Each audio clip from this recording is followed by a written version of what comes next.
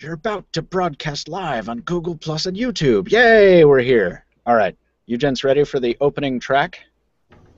Ready, willing, and partially able. Yeah, I'm going to retweet you first, Taylor Martin. Should I retweet via Pocketnow, or should I retweet via me? Casper Tech, there you is, and where the hell? Wow, a lot of people have retweeted you already, friend. Yeah. They have? Yeah, I can't even find the thing. There we go. All right, now I found you. Get on it. Retweet. Wow. Okay. Now somebody has retweeted. The official sound. Get on it. I lost my phone from my holster, but I hope my phone is somewhere around here. All right. Here we go.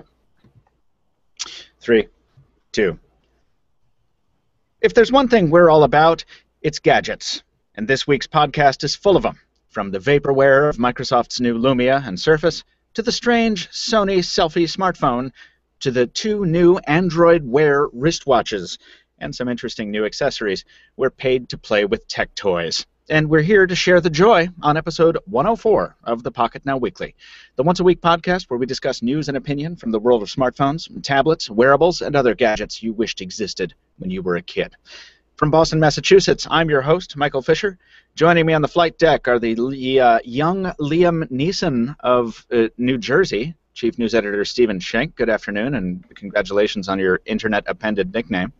Thank you very much. I guess I'll take the Neeson thing as a compliment? You should. You should. Okay. I understand he has a very specific set of skills. Yeah, lethality and a way with the ladies, especially even at my advanced age. It doesn't matter. And the hatless hater half of the podcast, senior editor Taylor Martin of North Carolina. Welcome back, sir. Haters gonna hate. So Taylor was talking to me about my T-shirt, and he was like, "Is that a NASA shirt?" That's what I heard. No, he was talking about his T-shirt. I just realized that I'm seeing his shirt now. I'm going to lock the camera on Taylor so we can all see his National Aeronautics and Space Administration. Yeah. You got to stick out your chest when you wear a NASA shirt. You really have to do that. Yeah. It's important. Before we get started, folks, I want to say welcome to everybody watching live. Welcome to everyone listening after the fact. And if you tuned into last week's podcast, you'll remember that Swappa.com is the Pocketnow Weekly's sponsor, helping us bring the show to you on time every week, reasonably on time. If you're unfamiliar, Swappa is a marketplace for gently used phones, tablets, and smartwatches. I just used it for the first time to buy a Nexus 5, which is something I never thought I would say. But I actually bought a Nexus 5. I've been considering getting one for months. I think we talked about it on last week's show, did we, guys? Are you sure you're comfortable being on the bleeding edge like this? I mean, it's tough to be an innovator sometimes. Well, but every tech blogger should probably have one, so that's why I kind of decided. Actually, what I wanted was a Pebble Steel, but by the time I hit the buy button, someone else had bought me, had beat me to it. You just needed something, right? Yeah, I didn't want to spend the money to buy either one new, so that's why I was shopping on Swappa, and they have a wide selection of gently used devices at really good prices, and that happened to include this Nexus 5 from a seller in California with good feedback. So I paid him, he sent it, the Nexus 5 arrived in better condition than I expected, exactly in the configuration that I asked for, and the whole transaction was supervised by someone from Swappa, who made sure to guide me through every step of the process, which wasn't complicated, but it was still nice to have a person there. It was genuinely awesome. Now I have a Nexus 5 in black, which I wish I could show you, but I left it in the other room on my TiltView Qi wireless charger, and it's way better than the white one. Just take my word for it. So I have two fun facts that are coming actually from the comments of this. Share them in 1 second. I just want to make sure that everyone knows. If you're bored of your current phone and you don't feel like laying down a lot of dough for a new device, or you're trying to clean out your old gadget drawer and you want to turn your used devices into cash, give Swappa a try. Go to swappa.com/pocketnow so they know we sent you. Thanks. Taylor Martin, what are your comments? One, someone said video number 4000. I knew we were getting close. I think this is going to be video number 4000 unless somebody uploads one while we're doing this. Podcast is going to be Pocketnow video number 4000? Yeah. Whoa, that's awesome. I think. According to the comments. You should, according to the comment. Well, the comments are always right. I mean, this is something we know. It's on the internet. It has to be true. Yeah. But you should post about that on twitter.com, Stephen Schenk, using your Twitter account. Yeah. And the other is from Noelle Anderson. She said, "I just love your hair," and I figure she has to be talking to me. I was going to say, Taylor, absolutely. Yeah, because my hair has a lot of parasitic drag to it. You don't want me in a wind tunnel, whereas you, Taylor, I mean, I'm aerodynamic. You're from the future. Headphones on. Yeah, man, you would move very quickly. Well, thank you. This myself. On behalf of everyone whose hair is currently featured on the show. Stephen, your hair was very nice last week, and it's a little more casual this week. I like it. Yeah, I spent all of 2 minutes putting a little bit of product in it, seeing as I'm going to be seen by people. About the same time I put a shirt on for the first time today. It's the least I can do for all of you out there. You know, we all appreciate it. And speaking of favors Stephen Chink can do for us, why don't we tell the many of these viewers what they are in fact here to find out? Oh, yes. So we promised that we would have our announcement about the winner of our Sony Xperia Z2 giveaway with that custom Pocketnow skin from D-Brand. You've been entering since Monday. You had your chance to win. Entries are closed now, so it's time to announce the winner. With no further ado, I was going to pantomime that, but wow, quick. I was doing it. I already did it. I was. You're going to have to do it again now. Manish Gohil. Manish Gohil. Congratulations. Yes. One-of-a-kind Z2. We'll be in contact with you soon to get that on the way out to you, so enjoy. And for everyone who didn't win, we still have plenty of more contests coming up, so you got to check in next Monday. We got a giveaway for a 1+1 invite, so check back then and throughout the rest of the month, because this is just going to keep on going and going because we love you so much, and we want you to have good stuff. That is true, and I want to say that it will go on actually past the month. Just before we came on the air, one of the several reasons we were a little late today was because I was dealing with an email indicating that we were going to get another Hangout underway after the one that we have to schedule after these. So another giveaway, another Hangout, I don't know. We got a Hangout to announce the giveaway. We got a Hangout to announce right now. No, but anyway, we have a lot of giveaways. Can we say what it's for yet? Isn't that awesome? What, the Hangout? What the giveaway is for. What the giveaway is for. We can't say what it's for yet, but it's really cool, and it's something that not a lot of people are doing right now in terms of giveaways, so it's really awesome. But I don't want to steal too much thunder from the D-Brand thing. We want to thank everybody at D-Brand. This skin on this Z2 is really, really awesome, and if you don't like it, you can take it off. You can put it back on. It's fine. That's going to be painful for you to send away, isn't it?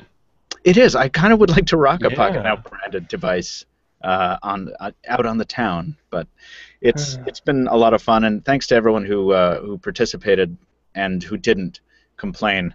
It was like we posted. Usually the giveaways happen this way. Like we post a thing and we're like, "Hey, you do 1 minute of work and you have a chance to win a really sweet smartphone." And there's always like some very small contingent of the population who's like, "I don't want to do all that work."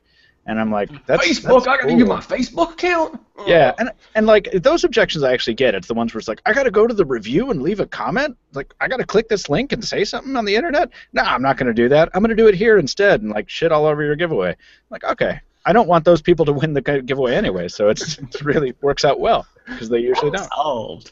You're giving something away. Let me complain. Right, exactly. But we thank everyone. There were so many people who actually did leave some really awesome comments on the Xperia Z2 review. We heard from every kind of person as far as like Sony products, so that was really, really awesome. And speaking of reviews, we have a ton of reviews up at Pocketnow right now, more so than usual and a broader spectrum than usual. I think when we were finishing off last week's podcast, we had the Galaxy S5 Prime review that was just going up, plus the 60-second review. And we've sent that one back now. Right now, up at the site, Tony's Oppo Find 7 review is up. Did Stephen or Taylor, did either of you guys watch that? No, I've just been seeing all the drama with it magically deleting halfway through preparing it, but it's going to go live, so it's fixed now. The written review is going to go live. Yeah, the video review is up.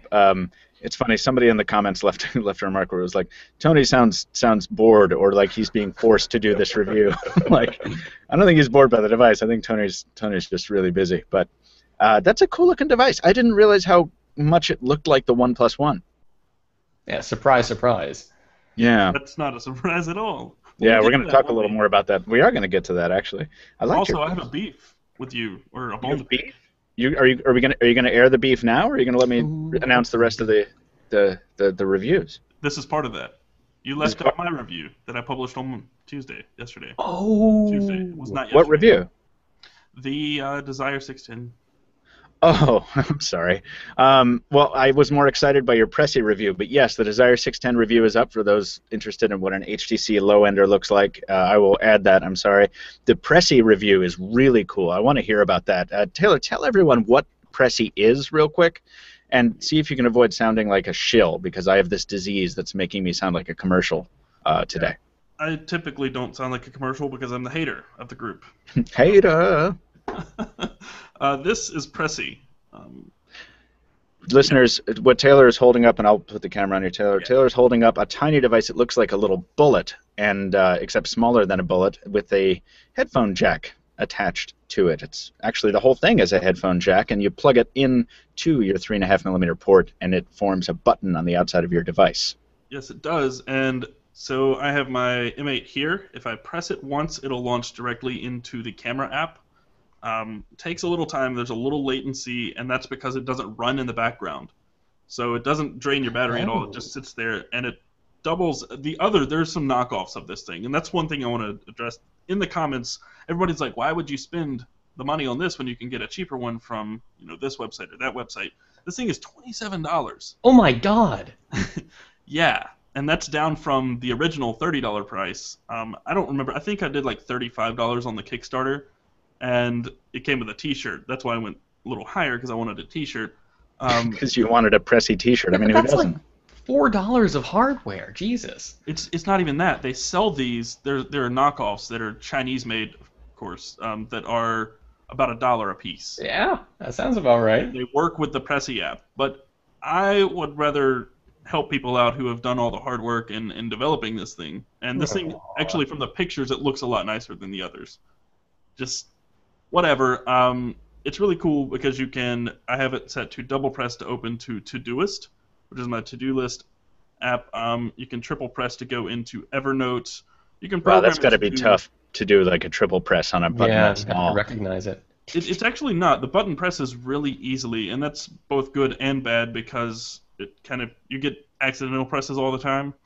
Not all the time, but if you brush it a little hard, sometimes you might. But well, that's cool. Good to know. I feel like the alternative would be to make a button that has really tough mechanical feedback where you have to really mash your finger on it, and that just sounds lame. Yeah, so it's nice, and I'd rather have it easy to press than something that I'm, getting an indentation in my thumb because I have to press so hard to push the button in. But it's really cool. Is it so loose that you're accidentally hitting it at all when the phone's in your pocket or anything? Well, that's one thing. I have a case on, so it's almost flush with the edge of the case. It just barely sticks out, probably no more than a power button or volume rocker would. But without the case, let me get the case off.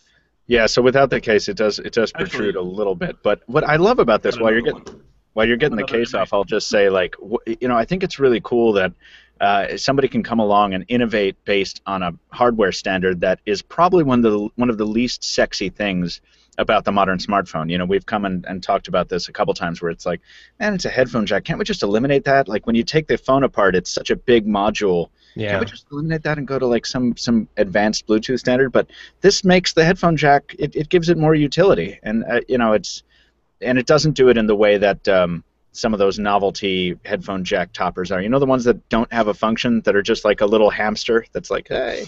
Yes, those are so awkward. This is what it's like without the case. So it does stick out some.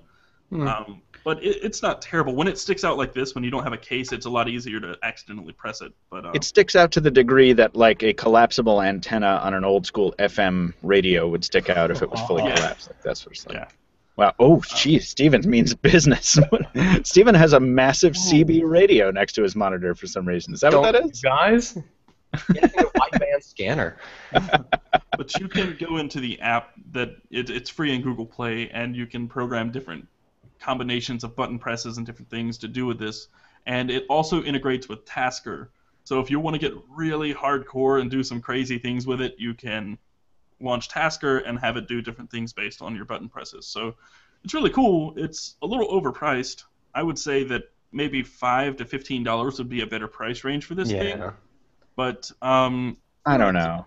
I mean, you pay $10 for all the software. If it was doing a bad job, though, I would feel the same. But I feel like if it's $27, that's a good price point. I feel like. I mean, you're getting a lot of added utility. You're literally adding a physical button to your smartphone. And how often do we say, like, I would love the camera on this phone if it weren't for a hardware shutter key? Well, now you sort of have one, you know. Yeah, and I think the biggest problem is the latency. So when you press the button, it takes 1 to 2 seconds to do anything. From standby, that's not a problem. You know, launch straight into your favorite app, that's a good thing. 1 to 2 seconds is fine. But when you're using the phone, 1 to 2 seconds, why would you not just jump home and open the app yourself? Yeah, and I don't think you mentioned, is this only just for starting apps, or can you use it as a shutter button?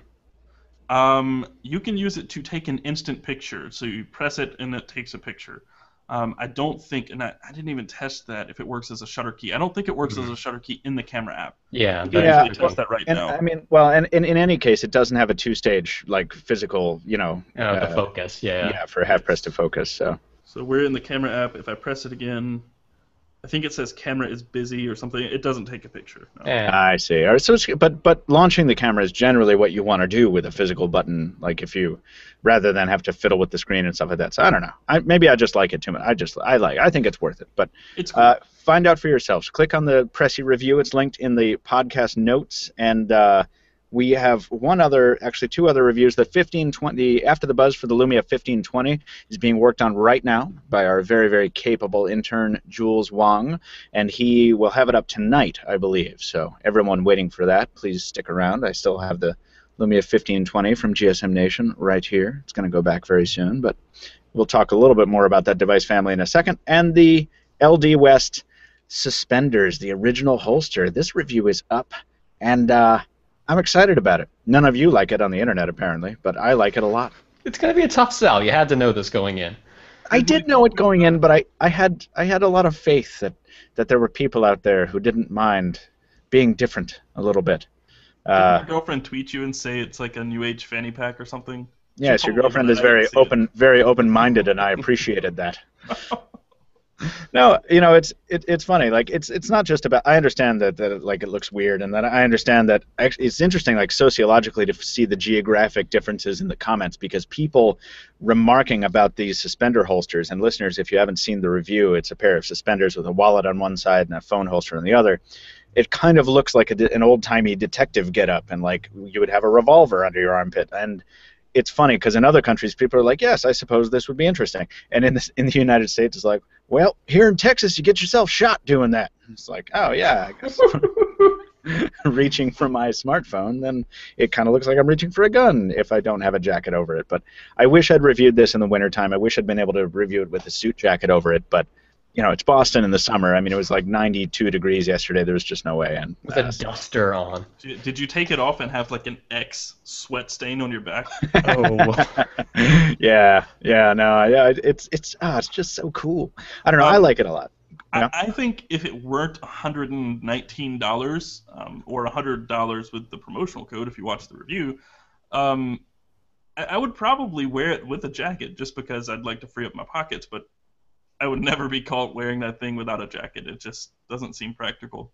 Yeah, what like you could just get, off-the-shelf suspenders and an off-the-shelf smartphone holster, and I don't know, staple gun it together. Oh, God. Yeah, if you want to be able to DIY about it, but the craftsmanship on this thing is actually really nice. I mean, the stitching is nice. The wallet that comes with it is, like I said in the review video, it's nicer than any wallet I've ever. Fine Corinthian leather.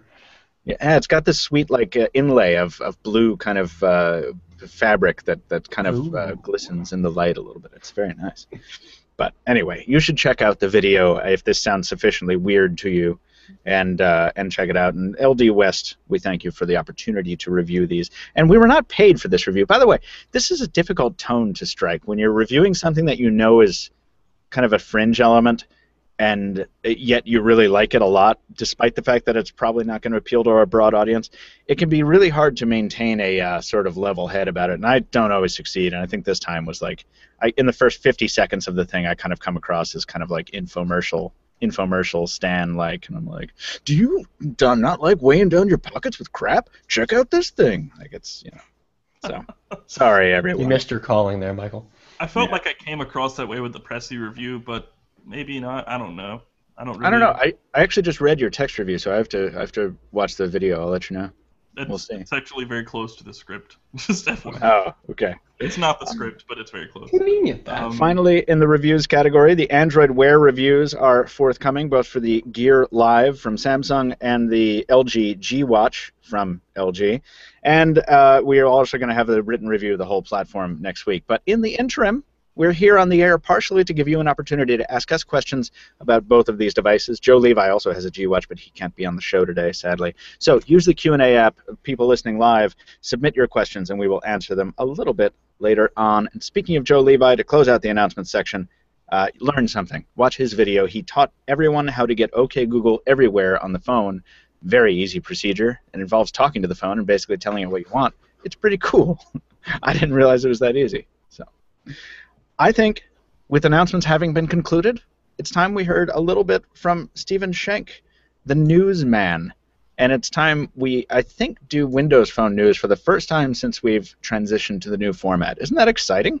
Yeah, I think we had it as the last element in something before, but just didn't get to it. So yeah, start like with it. Yeah, been all Android all the time. Yeah, let's kick it off with Windows Phone, then transition back to Android, just so we get a little flavor. And I'll put a little spot in here for me to put the news effect. Ah, there it is. It's a typewriter, everyone. It sounds fun. Oh, that is a good news effect. If the carriage return at the end and... Isn't it? They couldn't get the carriage return, but it's like... Yeah, it's a good time. Okay, cool. Windows Phone news. We're looking at more than a couple, 3 new phones from Nokia that just got mentioned in a leak. Yeah. Now, we should clarify, we've heard a lot about what's coming up from Nokia, well, Microsoft, Nokia by Microsoft, in the months and year to come. There was a massive leak last month that had a bunch of code names talking about really long-term strategy stuff. Right now we're looking at much more short-term. So this leak mentioned a couple products coming up, 3 model numbers we have, and we're not quite sure what they are. They're all going to be Lumia devices of some kind, but where they fall high-end to low-end, it's not entirely clear. They're, if you're curious, model numbers RM 1017, 1028, and 984. Sexiest model numbers I've ever heard of. Yeah, this isn't the same. You're talking about Superman, McLaren. You can really get behind phones like that. This is 984. Okay. So is there any overlap with those code. names, though? Like, I want to own a phone codenamed the Tesla. I don't even care what it looks like. I just want that thing. Well, it's not going to arrive or it might, because that might be the Verizon one. Verizon did make the icon keep its name to market, so... Oh, that's true. Yeah. It's not unprecedented. One of those, Superman or Tesla, I know is a Verizon device, but it's not clicking off the top of my head. But yeah, so these 3, at least these we have a specific timetable for, which was a little loose with just the code names. So we're looking at what maybe not super hard timetable. We have these dates where supposedly Nokia is going to decide about how to sell these guys, and then usually when they actually hit stores is 3-4 weeks after that. So we're probably looking at something like mid-August for the 1017, and the 984 and 1028 would be like mid to late September, practically October. So we have big things for the fall from Microsoft and the Nokia line of devices, and this might not even be everything. There could very well be more than we're seeing here. So let's use that to pivot actually into a more specific rumor we have about this 1520, and more specifically a 1525. Now, the 1520, if people don't remember and if people can't see, is the Nokia phablet, like the highest end Windows phone you could get for a while, and still pretty much, as we examined in our ATB, like one of the most advanced Windows phones ever, and also one of the hugest Windows phones ever, which is why I could never carry it. It's just too damn big. I can barely fit the thing in my pocket. So, but apparently the company's seen enough success with this thing that they're about to release a variant. What's different about the 1525, Stephen? That's what we're hearing, and not much, really. We're looking for this to be pretty much the same size, same resolution, everything just under the hood. They're supposedly swapping out that Snapdragon 800 for the slightly newer 801. So there could be a modest but appreciable performance bump. And of course it would arrive with Windows Phone 8.1 being a newer device now that 8.1 is out for new devices. But we really don't know much about when or how it would arrive, just that it's coming at some point. All the major carriers in the US, with I guess the exception of Sprint might be interested. So this could see a lot better availability, I guess, than the 1520. Yeah, with the 1520 was locked to AT&T, and it still is, yeah. I believe, right? So that's great news. If you like the 1520, this is better and easier to get your hands on. So win-win. I was surprised when I was doing the After the Buzz for the 1520 that at how long it's actually been out. It was released in November. I mean, this is an 8 or 9 month old device at this point, and it doesn't seem like it's been around for that long. And I just haven't. I remember it sort of disappeared from my radar completely very shortly after our review passed, and I wonder if people would leave some comments on the podcast post or anywhere where we can see them, just because I wonder if other people forgot about it too, because I feel like the icon dropped, and with a couple exceptions, people were like, wow, I could just get basically everything that's in the 1520 with the exception of whatever, micro SD, but in a device that I can actually carry around instead of, a table. I've been having a lot of that, not so much in Windows Phone, just not realizing devices have been out for quite as long as they have been. There was an LG G-Pad story I just posted this morning and thinking, when did the G-Pad 8.3 come out? It was like a month or two ago? No, summer of last year. Who knew? I don't remember any of that either. Yeah. I was going to put it in the rundown, but I was like, no, not really. But while we're talking about tablets, though, this is the bigger news of this post. What about that almost discontinued Surface Mini from Microsoft? Yeah, at the no-show for the May event where we got the Pro 3, up till like the day before, everybody was convinced this was going to be the Surface Mini premiere. Then it didn't happen. We got the Pro 3 instead, which is great tablet on its own. But we're wondering when the hell is the Mini going to drop? And it was popping up later. We finally got the Pro 3 manual. It's like they mentioned Surface Mini all over the place. Like Microsoft just did a search and replace. Well, they failed doing a search and replace, but had the Mini essentially out the door and then just changed their mind. But the word is this is finally coming. It was probably in production earlier. If it got halted for some reason, it's supposedly back in production now. We don't know when exactly it's going to debut. My guess would be sometime around September. If not, maybe August. Get a head start on all the IFA news. But it's coming at some point. So you want a smaller, full-on Windows tablet device. This is what to look forward to.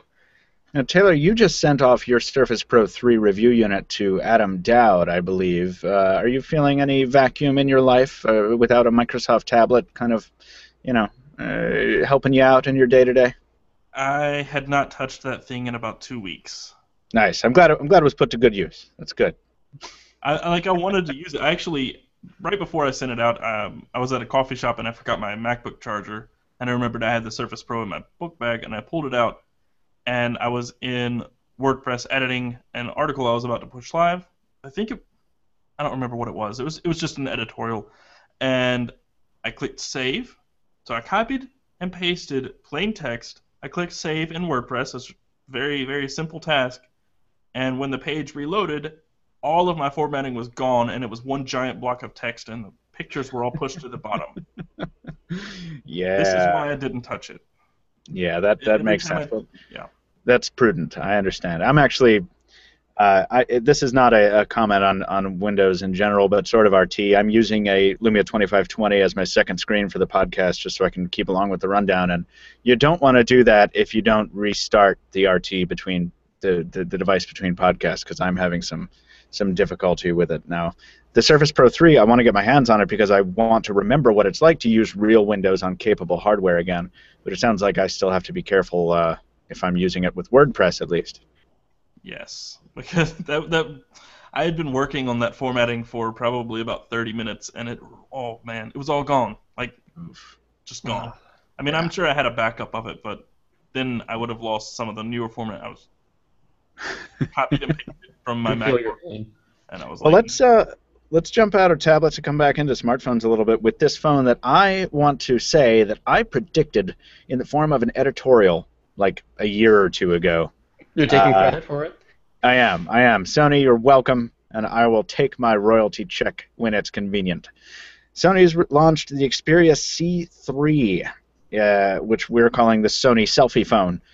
And it's like basically, I don't remember what header image I had on this editorial, but I think I photoshopped like a big old lens onto the front-facing camera of some random phone, and that's essentially what this is being marketed as, the C3.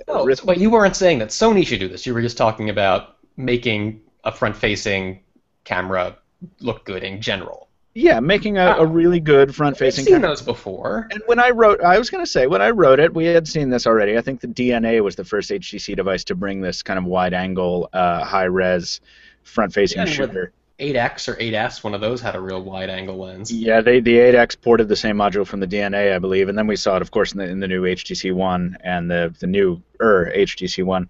And there's this eye we're talking about now.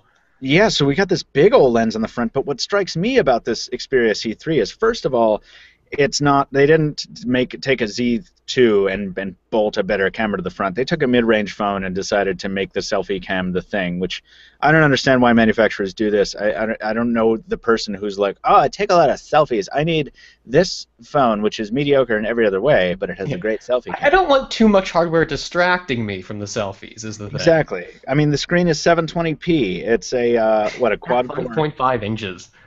At 5.5 inches? I could see 720p if this is 4.5, but... Yeah, the 8 gigs of storage. The microSD only goes up to 32 gigs, apparently.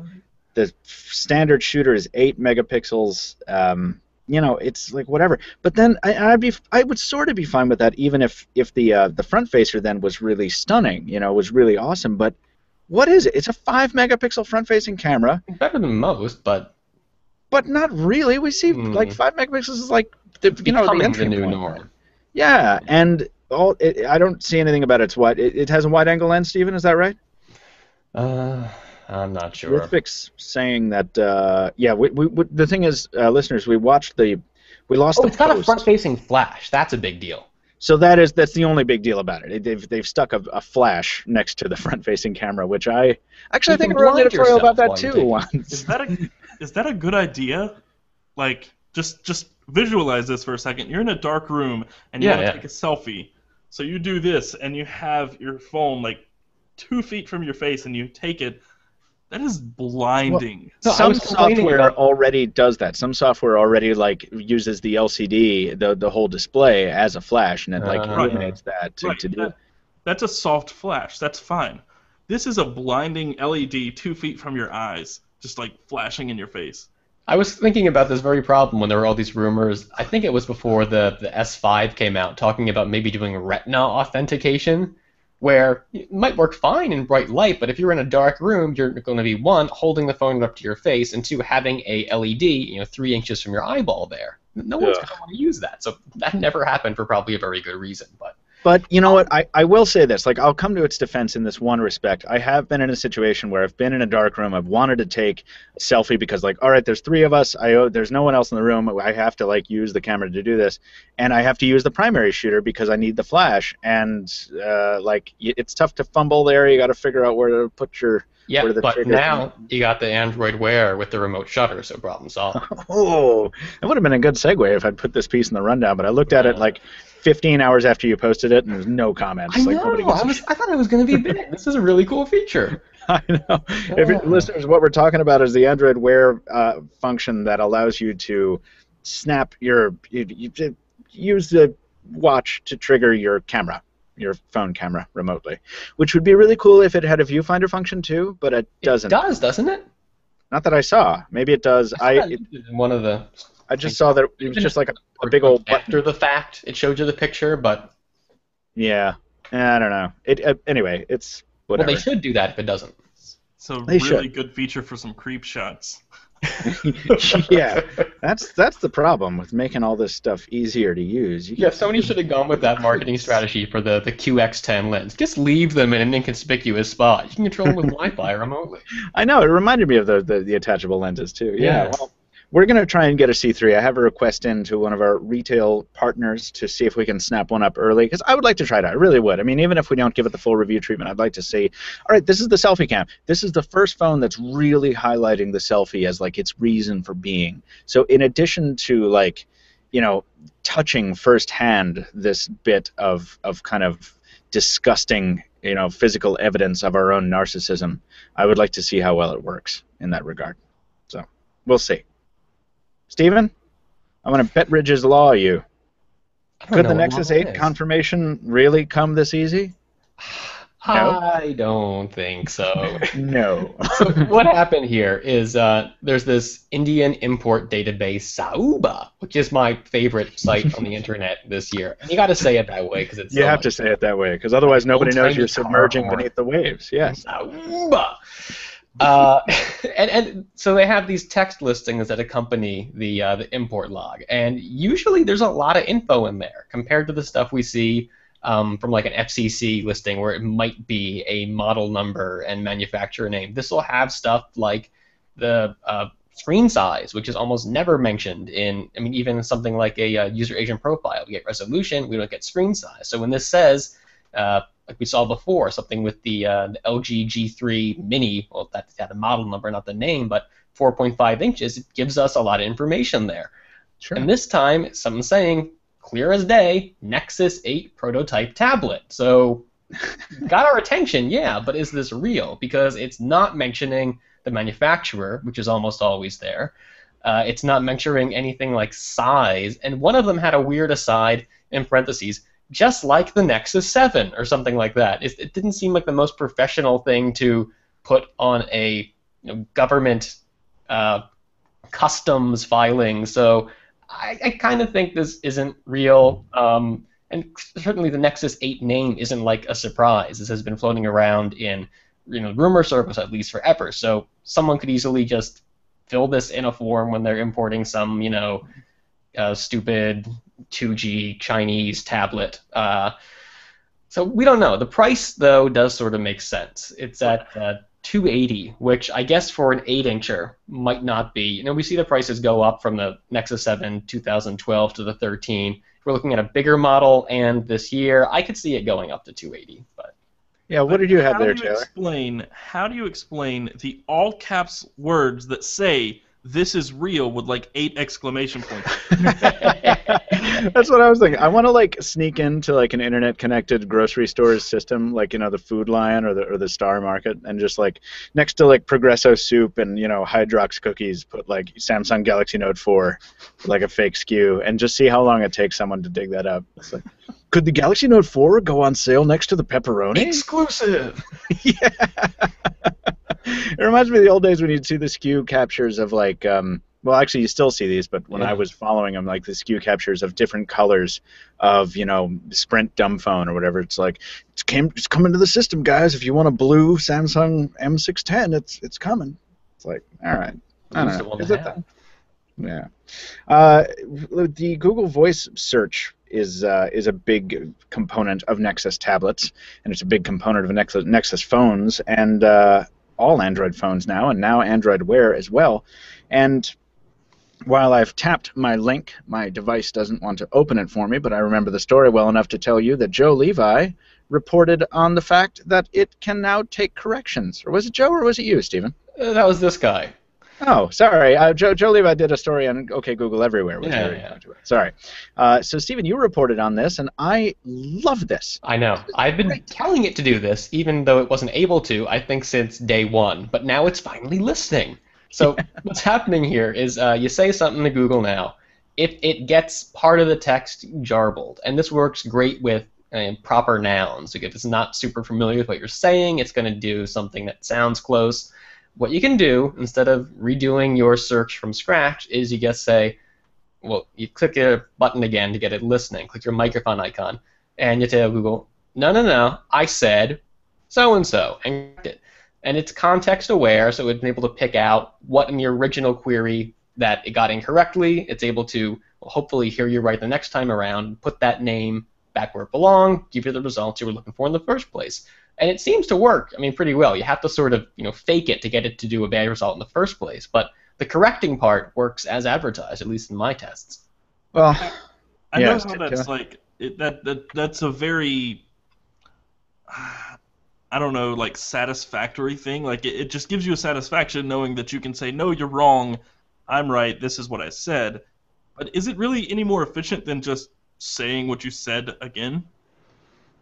Well, when you say what you said again, you have to cancel the request and start a new one anew. And even if it isn't that big a time penalty, it's still a kind of a jarring thing. It's no, redo it. Whereas no, that's not what I said. I said, Borghese and not bourgeoisie. The next step, I think, would really sell this is if it automatically kept listening for like 3 or 4 seconds after you finished a query to see if you were going to correct it without having to do anything. That would be Head explosion. Yeah, you have no idea how big an issue this is with Android Wear, which I want to talk about as we talk more about this Google thing. But it doesn't wait, man. You tell either of the watches that you're like, okay, send a text to Lily. Okay, I'm going to be late for dinner, but I'm not sure exactly how late or when, and I don't really know what I want. Don't even bother. Nothing beyond I'm going to be late for dinner made it. Like, it cuts you off like that. It's like the old school Windows phones before Cortana, when you would like dictate text. It's like, I'm stuck in traffic and I'm not really sure. Okay, I'm stuck in traffic. No, I wasn't done. Fine. Yeah. Fine. Or trying to set an alarm. Set alarm for 2. My voice trailing off should tell you I'm not done here. I'm trying to figure out the minutes. But no, it just goes right ahead and sets it. Exactly, yeah. And it's like, I don't have very long pauses in my normal speech when I'm talking to a computer. I mean, it's not, I sometimes I search for the right word, but man, yeah, give me more than a second. We'd be complaining on the other side, too, if it was waiting for a couple seconds before even, recognizing the words and doing the search, expecting we were going to say something late. We'd be saying, hurry up, Google, we're not going to wait all day for this. Right, it's true. So I think there needs to be better like intonation analysis. I think you're right. I think it should be able to read your tone and determine whether there's more coming or not. And I'm sure that's coming down the road, but I guess I'm a little surprised that we're not there yet, really. Well, if you're like me, I'm monotone, so they have no way of knowing what I ever mean, ever. You just say ... to clue it in. Oh.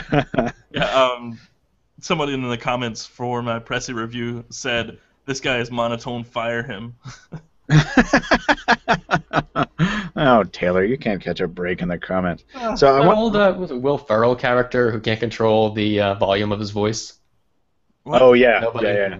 I would like everyone to know that my Lumia 2520 has been in the midst of shutting down for about 4 minutes or so. So I don't have the rundown anymore. So what's next? Take a gander. I think we were going to go from Google search into oh, yes. Oh, custom ROM. Yeah, the LG G Watch has its first custom ROM already. I mean, and it hasn't even been that long since its release. I was looking at the source notes, and there seem to be some real improvements here. So maybe, what were they, Steven? There was some vibration enhancements, battery life, what? Yeah, this isn't a full replacement. This is a existing Android Wear ROM that's been tweaked to change a couple settings, just the way it operates. They mention here battery life, lower lag, optimized UI transitions.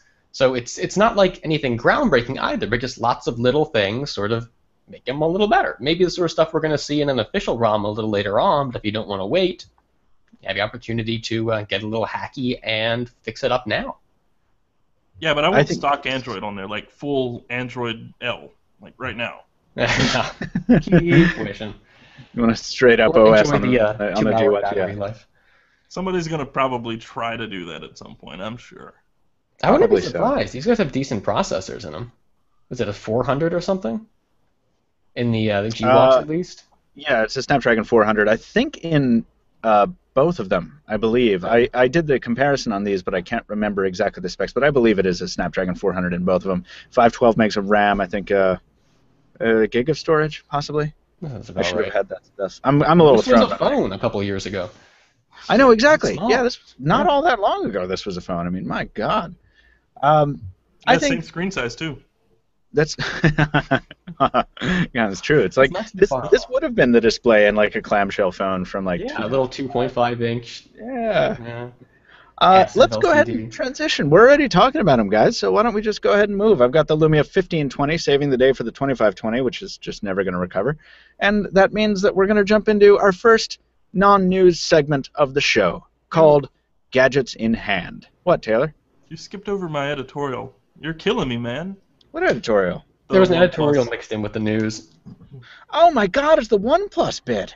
How could I miss that? What's up? You're killing me. You're like stabbing me in the heart. I'm so sorry. This is one of my favorite editorials of yours, actually, because, listeners, if you didn't read this, it's did OnePlus kill the One's popularity with its launch model? Now, this headline caused a little bit of confusion in the comments with people thinking, well, with people first reading the headline, then going directly to the comments, which is never a plan for success, Internet. But especially also, if you're reading one of mine. yeah. Also, we're not talking about the One itself. That's not the model we're talking about. We're not talking about the phone. The launch model, the business model that they chose with invitations and sort of a secret staggered rollout, that kind of thing. That's a launch model. So read the whole article next time before you comment on it. That aside, this is a fantastic piece. Even if you don't agree with it, this is a fantastic piece because it's kind of like reading a conspiracy theory, but written by a sane person. But thanks, Michael. No, yeah. I just want to say this took me a long time because I did a lot of digging, and it took me probably 3 times as long to write this as a normal editorial because the more I dug, the more crazy this got, and I just kind of filtered it out. I was like, I can't put all this in there. Like, it'd be like 2,000 words. I just can't. Like, people aren't going to read it. So I started digging through all these forums and all the different news stories, and it's just crazy. Like, the more I read, the less I knew. Interesting. You went down the rabbit hole. Yeah, there's just so much going on that's kind of like, it's shady, really. Like, the sole investor in OnePlus is Oppo Electronics, which is just an investment firm, not Oppo Mobile. And it's just kind of weird because the phone is being sold, scalped, I assume, through Oppo Market. Is that what it's called? Which is not associated with Oppo. It's not, but the phone originally launched on the Oppo Market running ColorOS, which is Oppo's operating system, which is not open source.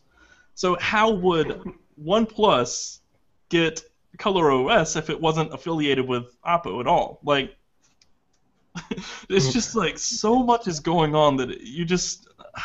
We're through the looking glass here, people. Indeed. We have found the lamppost.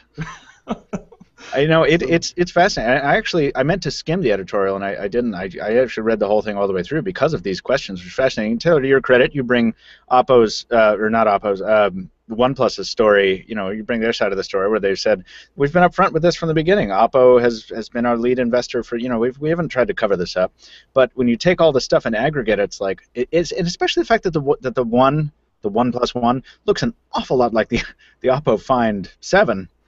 It's like I don't know what exactly is happening here. Now the CEO of OnePlus, I forget his name. What is it? I can't even think of it now. Anyway, yeah. He went on the record, and when someone asked him why the OnePlus One looks so much like the Find 7 and Find 7a, he said it's because we have similar, like I guess, standards in design or something like that, and he said everything else looks like the iPhone. Like, that's what he said on the record. I'm just like, oh. Wow, that's an interesting defense to that Yeah. statement. Yeah. Well, it's fascinating. Now, do you think that we've talked about this on the air quite a bit, but now we have a little bit more data. Taylor, you're probably better informed about any of us. What do you think this has done? Do you think that this fizzling is real? Do you think that people are really disenfranchised on the whole, or do you think this is just the news cycle being fed up with talking about OnePlus and grateful that we don't have to cover it as extensively? I think it's more the latter, because if you look in the comments, there are just hundreds of people in the comments on this editorial, on anything about OnePlus ever. It's just, hey, send me an invite, send me an invite, send me an invite. Yeah, and yep.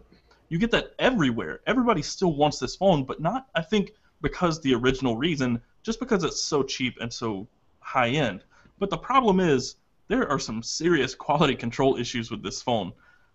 There are several people in the comments who were talking about the yellow tint on the display, how theirs was buggy and just wasn't good. It was very, I can't even think of how to explain it. Like, it just wasn't a quality product. And then some are just great. And it's just kind of a hit or miss. Sure. And I was going to buy We've seen this one. before. Yeah. We've seen this before in limited or smaller companies that release a first wave device that's presented as something that's going to change everything. We see quality control issues like this all the time, where it's like, I have a phone that broke in half. Well, I have a phone that survived a truck landing on it. It may be lucky that Ubuntu Edge Indiegogo fundraiser did not succeed. Oh, They right. got into the first. Nice. Good call. Set the bar a little high. Yeah. Pebble is a perfect example of a company that was like that. Mine works perfectly fine, although it doesn't look like it right now. It looks like the display is really messed up. Are you talking about Pebble? Yeah. Yours, you had to get yours replaced. Mine is in working condition.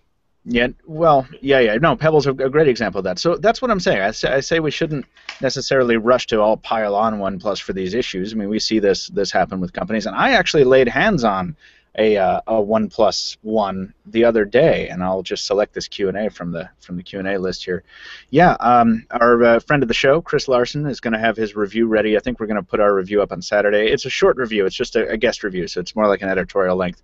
But I got to handle it, and he did complain about some software issues. I even saw a really weird software bug where like half the screen was frozen in one resolution, the other one was in another. But that only lasted for like a second, though. But my God, the hardware, it's just, he has the Sandstone one, and that material, I've never felt a phone like it. I've never held a phone that is anything like that material. It's amazing. It's so cool.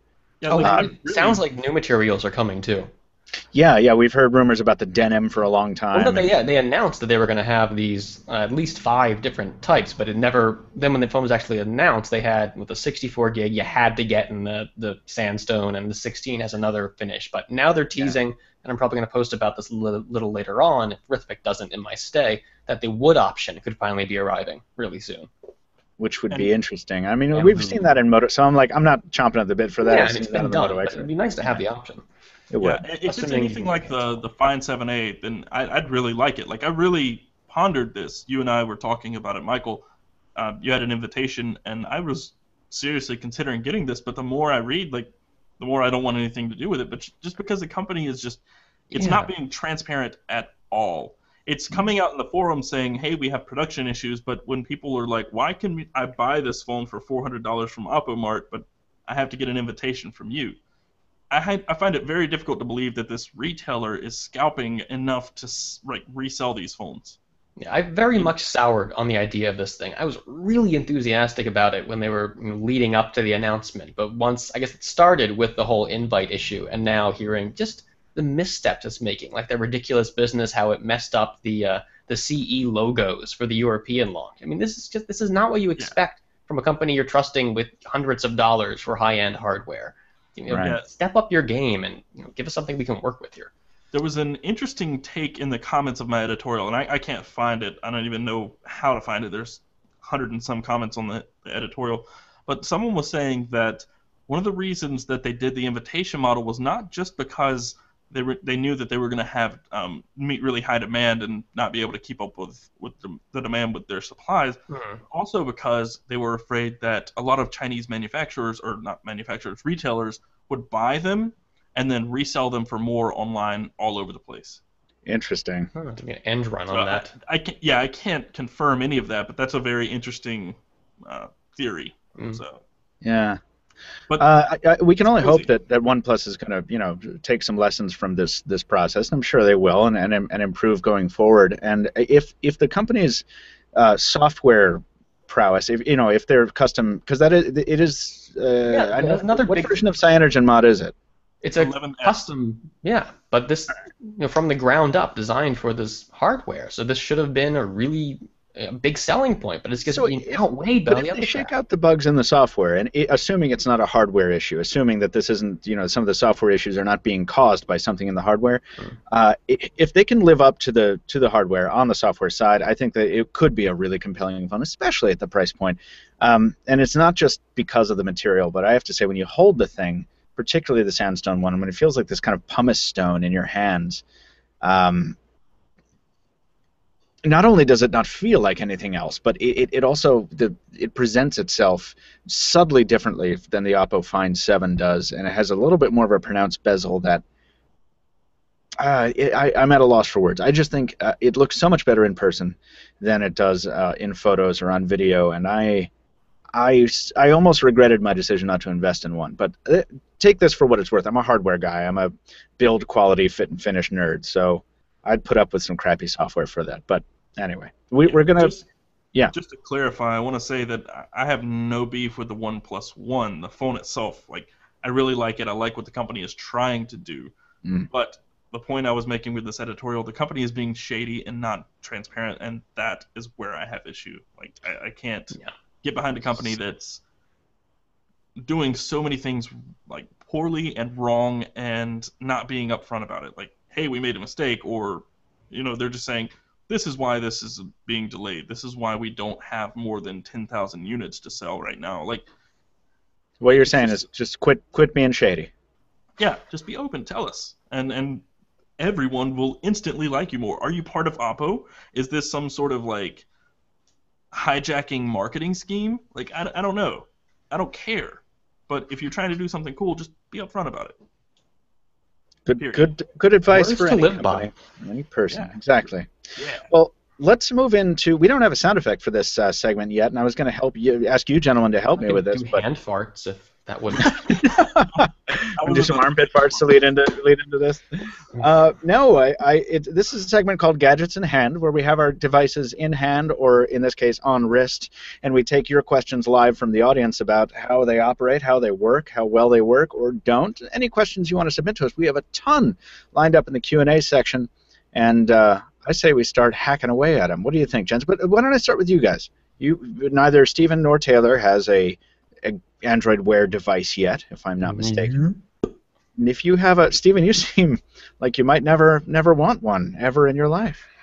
I want a smartwatch at some point, maybe. I don't know if Android Wear is the kind I want. I kind of like these, the Kickstarter ones, like the Taylor was talking about, that run full-on Android and weigh 1.5 pounds. And you want the iWatch then? Yes. Oh gosh, no, he wants the Withings. What was it? Active? I don't know how to pronounce it. I don't remember any of that. I think what I actually want is like a full-on smartphone just with a big wrist strap, like Leela on Futurama or something. Yes, a Pip-Boy. That's where I'm headed. A Pip-Boy 3000. Yeah, there you go. Exactly. Yeah, you want a Spartacus bracelet on your forearm. So Taylor, Taylor or Stephen, any questions before we turn it to the readers here, because we got a ton in the Q&A that I want to get through. Yes. The Google Now experience, do you feel it enhances your Google Now experience at all, or is it just kind of there? Yes, it enhances it in that it makes it more present. So it's one of the principal things of Android Wear, one of the principal feature offerings is that if you do not have a Moto X and you haven't installed Google Everywhere, or you just want to leave your phone in your pocket, you can bring your wrist to your face, the screen turns on, and you say, "Okay, Google," and then you say, "Remind me to stop this podcast at a reasonable hour." And then it says, "Okay," and it does that. And so, yes, it improves the Google Now experience just by expanding your ability to do it basically anywhere, just by raising your wrist to your mouth. And that part works fairly well in terms of initiating it. Well, not necessarily just that. Like, you don't have an example for like flights or anything right now, but I have an example for public transit. Yeah, like I constantly get public transit cards on my wrist, and do you get those all pop of the up. cards? Do you get all of the cards from your Google Now? So sports, like right now, one of my biggest things in Google Now just constantly is the World Cup. So is the World Cup going on now? I didn't know. Yeah, I know. No, it's not like everyone's talking about it ever. Yeah, so good point, Taylor. Now I'm uniquely suited to answer your question here because I have the Samsung Gear Live. I've been using the G Watch more prominently because it's the one I'm going to review first, and the Gear Live has not been used since like yesterday. So these are the stacked up cards since then. I had a Hangouts card that I dismissed earlier with a bunch of Hangouts that I won't get back to responding to because I'm too busy. There's a Gmail card here with 8 mails inside of it. There's a Time Hop card. I use Time Hop to tell me what I did in the past. There's a weather card. There's a calendar appointments card with a bunch of appointments in it. I've somehow taken 500 steps since I picked this up, which is not likely. And that's the end of my cards right now. And so it's most of what you get in Google Now, yes, if not all of it. Okay, my last question. How would you say it fares against Pebble as far as notification delivery, user experience, and all of that? Which would you prefer personally? Pebble, so when the Galaxy Gear came out, and the Gear 2 Neo and the Gear 2 and all that, when Samsung's wearable devices came out, we compared them to Pebble. And what we said then was, Taylor, if you will remember with me, Pebble does much less but it does what it does much better, right? Yeah. Yeah. So that's unchanged. Pebble, I'm going to do a Pebble comparison tomorrow, I think, because this just needs to be done. Pebble continues to offer somewhat less functionality. Of course, now it has an SDK. Now you can have apps on your wrist and stuff. Obviously, you have a black and white screen on the Pebble, which is a big difference when you compare it with these colored displays on the watches here. But Pebble still reigns supreme in my experience in notifications because there's a persistent notifications hub that you can go to see your notifications in a list. Android Wear is heavily dependent on Google Now being as smart as Google Now thinks it is, and Google Now is not as smart as it thinks it is. So once you dismiss them, they're gone on your watch. Yeah, once you throw away a card, it's like, okay, oh, you're done with that notification? Okay, I guess you're done with it forever. And there's no way to get it back on your wrist presently until that person sends you another message. That's lame. It's on your phone as well, so if you dismiss on your wrist, it's gone on your phone, correct? Well, that's the way it's supposed to operate. I actually haven't found that. I've found that if I dismiss on the watch, it actually doesn't dismiss on the phone, which is weird. And maybe there's a setting I'm missing there.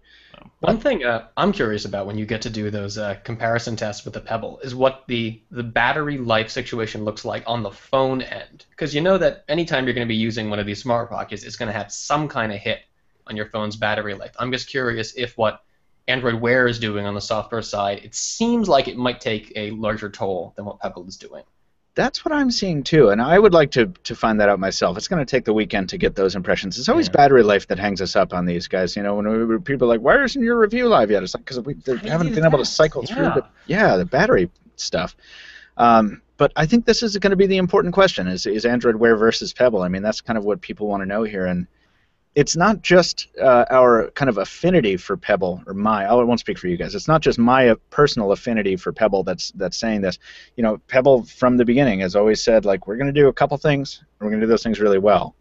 And it still does. I mean, that's why I still have my Pebble right here, right on the floor. And it's why I use it most often, even though I have a Gear Fit here too, and I like its physical design, but I just think Pebble it really has notifications on lockdown, whereas Android Wear really doesn't. And I'll have some more thoughts on that, but I at this point, there's nothing saying, "Oh my God, Android Wear is out. I need to sell my Pebble right away." That's not the case right now. Well, I'll definitely be waiting for the Moto 360 when. Everyone's waiting for the 360. Everyone is. And I feel like I want to make a point about that. And before I do, I want to make sure there's no 360s in the buffer. No, surprisingly, the Q&A has no Moto 360 comments in it. Yeah, oddly, because whenever you bring up Android Wear, everyone says the same thing. Like, oh, I want the Moto 360. I'll wait for that. We have smart fans. They know they still have to wait for it. Yeah, right. And I get it because,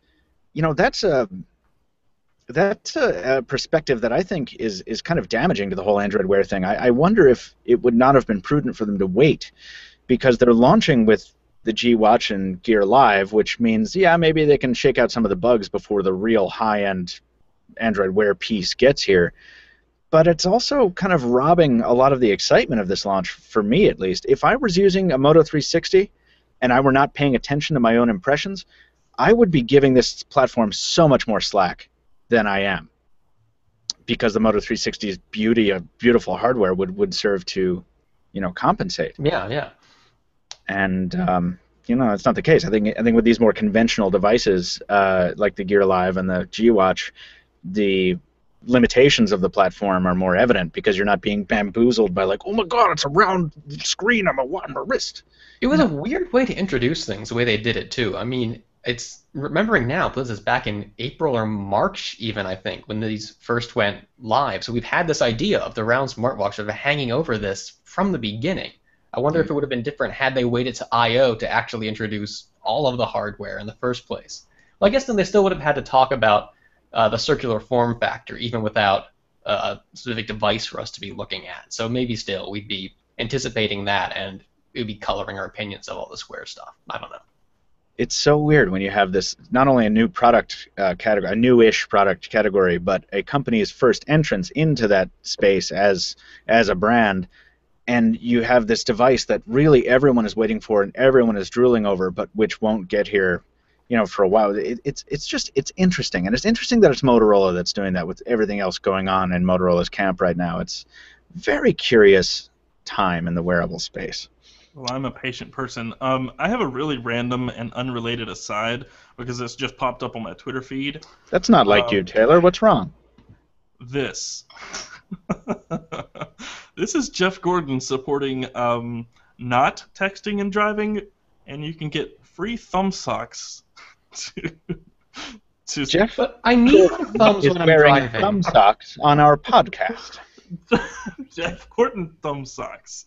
Wait, what the thumb socks keep on so you can't use capacitive displays? Yeah, and to keep with the old podcast tradition, NASCAR. Well, as long as we're reading random crap from our Twitter feeds, I want to say that Jesse Gann has just said to me, my girlfriend just creeped up behind me during the podcast and said, that guy needs to get cooler glasses. Oh. Listen. I have glasses too. Yeah, why doesn't everyone have on gunner optics all the time? That's my question. I have some, but they're at home. I haven't worn them in months. You got to wear them. It's funny. I specifically decided to wear these today because I was tired of my other fake ones. Well, forget it. Forget it. I can do purple glasses. Does that help? Yeah. Oh, God, yes, Steven. Wow, we should be using you as a model. I'm going to lock the camera on you for the rest of the podcast. There was a Q&A that I would like to answer, and it's... Is it about Android Wear, Taylor? It's not. It's about pressing. I don't know. Yeah, I know. We're going to get to that one at the end of the show. Are we? We are going to get to you there, Kid Butcher. That's a really cool question. But I want to keep talking about the watches because that's what people are here for at this moment. Kid Butcher. And every time I bring these watches up, I feel like I'm a pugilist, and I'm ready to deck someone. Steven, did you have something to say before I answer the next question on here? I did. I had a bad idea for a video you could do. Because we're talking about how great Android Wear, or I guess smartwatches in general, how the notifications are a big deal. And I was thinking about something we mentioned, I think, on an earlier podcast about how it's not something, or as Tony and I were saying, how we always, when we sit down, we take our phones out on the table. So they're right there anyway. We can see notifications on the phone. So then I'm thinking about, you ever play that ill-advised game in college where you duct tape the two 40s to your hands? Edward 40 hands. Yeah. How about doing that with phones? So you always have the phone you can't put down, and compare the Edward phone hand to the smartwatch experience. This is completely impractical, but it would have a lot of really great... I was going to say, this would be like something I would do if I lost a bet. We need to write this down, and the next time we want to place a really high-stakes wager on something, it's the Edward Phony Hands competition. Yes. Yeah. Or this is something you would do after doing Edward 40 hands. I was just going to say, you have to do Edward 40 hands first. And I know, what are the rules? All right, we're going to get into this first. We want to talk about Edward 40 hands. Let's answer another question about these watches. How is the battery life on the LG G Watch and the Gear Live? Ben Barrett asked this question, and it's a great question. Everyone's been asking it. And I will answer it in a long-winded way. Please do. Thank you. By saying that I got the Pebble. I was impressed by the Pebble months ago, and it could last 3 or 4 days on a charge, and then eventually it could last 6 or 7 days on a charge if I learned how to use it right, which was awesome. Then I got the Galaxy Gear. It had really crappy battery life. And then it got a software update, and then it had pretty good battery life. Then I got the Gear Fit, and I'm like, oh, the Gear Fit has really good battery life. That's pretty cool. And then I go to Google I/O Extended. They announce these things, the Android Wear devices, and then I talk to a couple of the engineers there, and I'm like, what's kind of battery life you've been getting? And the guy's like, I can get through a solid, and at this point, time slows down, and my brain's like, week. He's going to say week, and that's going to be awesome. And then he's like, day. And I'm like, you've got to be kidding me. And I was so let down because no one wants to charge their watch overnight except us tech nerds. And even then, I think, Taylor, you have some beef with it, don't you? Well, maybe a little, because my Pebble was originally lasting 7 to 10 days on a charge. There you go.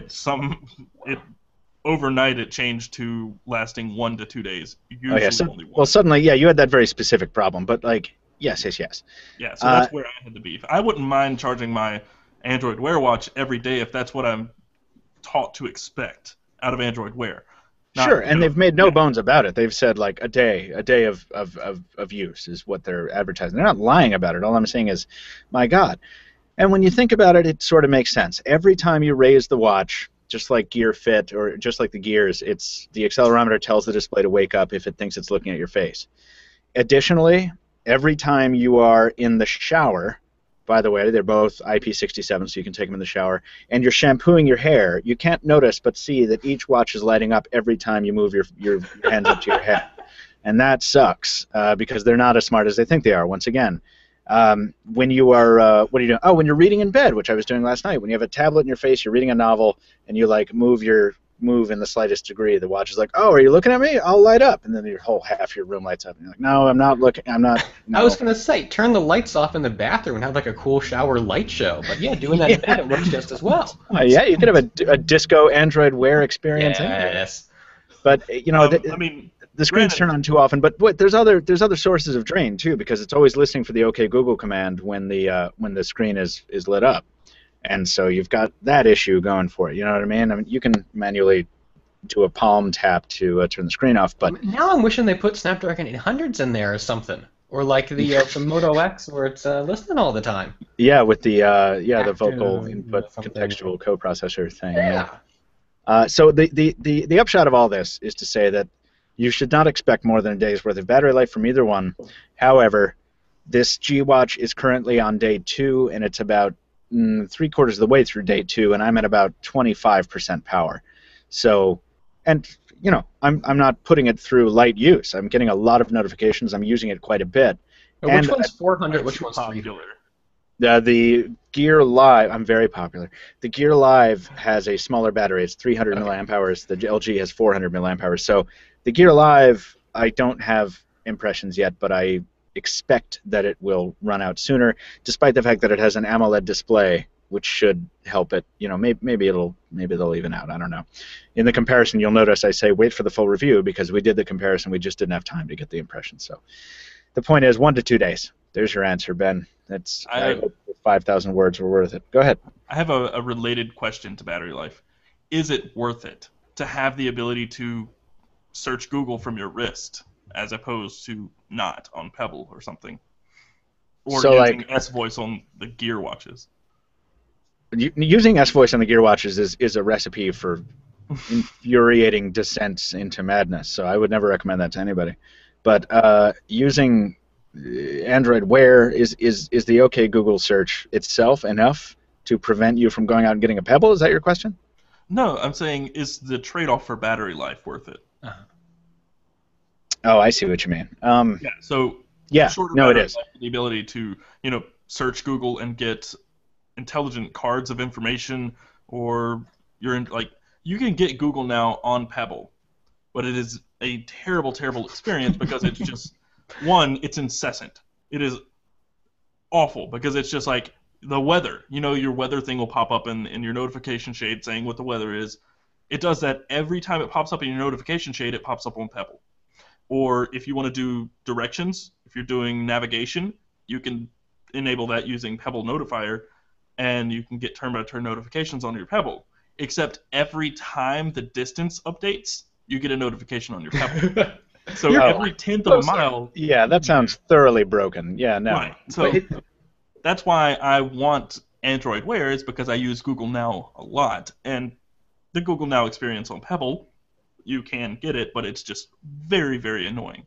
It's interesting you mentioned the convenience of Google searches as being a selling point of Android Wear, because I saw something, I think it was this past week, and I apologize for not remembering where this came from, but I think someone Google-ish, or it was rumored that a Google person was saying that a lot of the motivation for the company's push into wearables, especially with glass, has been explicitly to cut down on the time it takes to conduct a search. So they had done studies showing, well, you're at the store, you want to, learn something about, is this quinoa the best kind for me or something? And it takes a certain amount of time to pull out your phone and do a search. And even though Google Glass only shaves a few seconds off that, with the billions of searches going through Google on a regular basis, that adds up. So the wearables has been the focus on wearables might have been less about empowering us to snap photos more easily and all that stuff, and just about search. It all comes down to search. And with Google, it always does all come down to search. Every single thing that they do, to their credit, for as many pies as they have their fingers in, they know that their bread and butter is search, and they know that's the thing they really do better than anything else. And it would be my argument that the more easy they've made they've made it to do searches, the better their products have gotten, because it is really the best part of their whole portfolio. I love using the voice interface to ask Google things for facts, or to tell it to do things and stuff like that. So I mean, I think that's a big win of the Android Wear promise, but not necessarily the execution right now, because it's got some hiccups that make it at best kind of and at worst infuriating. I'm just, Yeah. punch Well, the I mean, wall. I kind of feel the same way about Pebble. To this day, I love it. I use it every day. I don't go a day without it. But the functionality just, even though it has an app store and 3,000 or so apps, they're not all that functional. I have Evernote on my Pebble. I don't think I've ever used Evernote on my Pebble, but it's there. So Yeah. the interaction, that's the sort of thing, like the touchscreen interaction and the potential right now is more so in the Android Wear side of the equation. Yeah, I think so, yeah. because it's a more adaptable platform, right? You've got a Right. touchscreen, and you've got Google's massive push behind the developers there to build stuff for it. And people have been very eager to build stuff for Pebble, sure, but I think this is going to take some of that, at least some of that focus. Some of those devs are going to be like, I'm going to make a risk, and maybe there's a bigger development market here. But then, this is a good opportunity to ask a bit to answer this Q&A about Pebble specifically. What are your views on the future of Pebble smartwatch at the current price and features? Yeah, this is from Shinmei H. And I'm interested in your guys' thoughts on this, but I just want to say that Pebble surprised the hell out of me at CES 2014. I don't think anyone was expecting new hardware that soon after the initial Pebble launched. And not only did Pebble come to the party with new hardware, it was good-looking new hardware that I think looks and feels great. Yeah, so where are we with the prices right now? Is it 150 for the original? What's the steal? Oh, it's less than that for the original, isn't it? Is it? No, it's 150 and 250 unless it dropped. Oh, okay. All right, then I'm wrong. Yeah. So what I think my point in saying that is, I wouldn't underestimate Pebble. I think Pebble has the ability to surprise people still, and I certainly wouldn't count them out of the game. Even if this stuff the Android Wear stuff was coming out of the gate and it was 100% and it was awesome, and I never wanted to put it down, I would still say that Pebble has a lot of capability, and I wouldn't count them out in that case. And it's not the case. Android Wear feels like a beta product, sort of. And lest we forget, Pebble has been in this smartwatch business longer than just about anybody. It was under a different name, and it may have been a few different people, but the Alerta Impulse smartwatch was a thing back in, 2008, 2009? Oh, Lord. So, Yeah. I mean, same thing. It's very similar to Pebble, but it actually, at the time, looked more like Android Wear, because it had a color LCD, and all it did was deliver notifications. But Right now, there's someone furiously typing about the Microsoft Spot Watch. I'm sure. God bless you, commenter. God Was that bless the one you. you hold to your screen to get the stuff downloaded to it? Yeah, I think that was it ran on FM or something like that. I don't know. I Oh, I gosh. don't remember. I remember wanting it and then not wanting it. My voice is going. I don't know why. Sorry. Go ahead. But with Alerta, they failed miserably. They fell flat on their face. They had this watch that they were selling for like $150, and they had all these pre-orders, and it took them like a year and a half, almost 2 years, to actually bring the thing to market. They had all these pre-orders, and they were delayed for almost 2 years. That may be incorrect. It was at least a year, I know. It was a Maybe a year big and a half. delays because I wanted one too. They were going to be pairing with BlackBerry, and I was like, I'll get a BlackBerry for this again, sure. Yeah, and after that, they disappeared. You didn't hear anything from them, and then they reemerged as Pebble. And they went back to the drawing boards. They took it back a notch and went simple, and I think they knocked it out of the park. The original Pebble was amazing. And well, my whole point is, I think they have a better understanding of this wearable market than just about anyone right now. And that's only from their experience. I'm not saying that they're doing it better or worse. They just have more experience and therefore knowledge about what works, what doesn't, and what is important. I don't think you're wrong about that. I don't think I can answer it better. No Stephen? arguments here. Yeah. Good question, though. Can you connect multiple phones to one Android Wear device? Asks Stephen Shum. Not that I can tell, Stephen. I tried to do that. I'm reading your mind there. I wanted to see about Bluetooth strength. I wanted to see if one outperformed the other in terms of how far away from your device you could That would get. be super convenient. You have a tablet, you have a phone, you want them both connected. Yeah, wouldn't that be great? And not that I can determine. Now, I want to say that partially I've been distracted by a lot of other things going on this week, and so I've been. This is sort of right now starts my time to really focus on each of these, and I would have a better answer for you if that had happened earlier. But another impediment to my fully understanding how well Android Wear works is that the UI is not very friendly.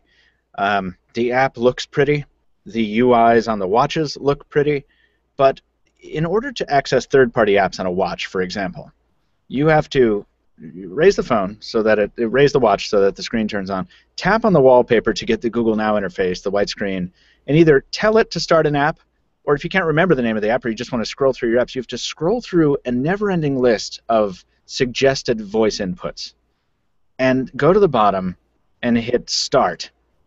And then you get a list of the third-party apps that are on the device. So it's analogous to when Google changed from in Gmail, they changed from that bar up top with, Gmail, Drive, Calendar, whatever, contacts. Oh, to the thing you have to click to see everything. Exactly, Yeah, which I hate that.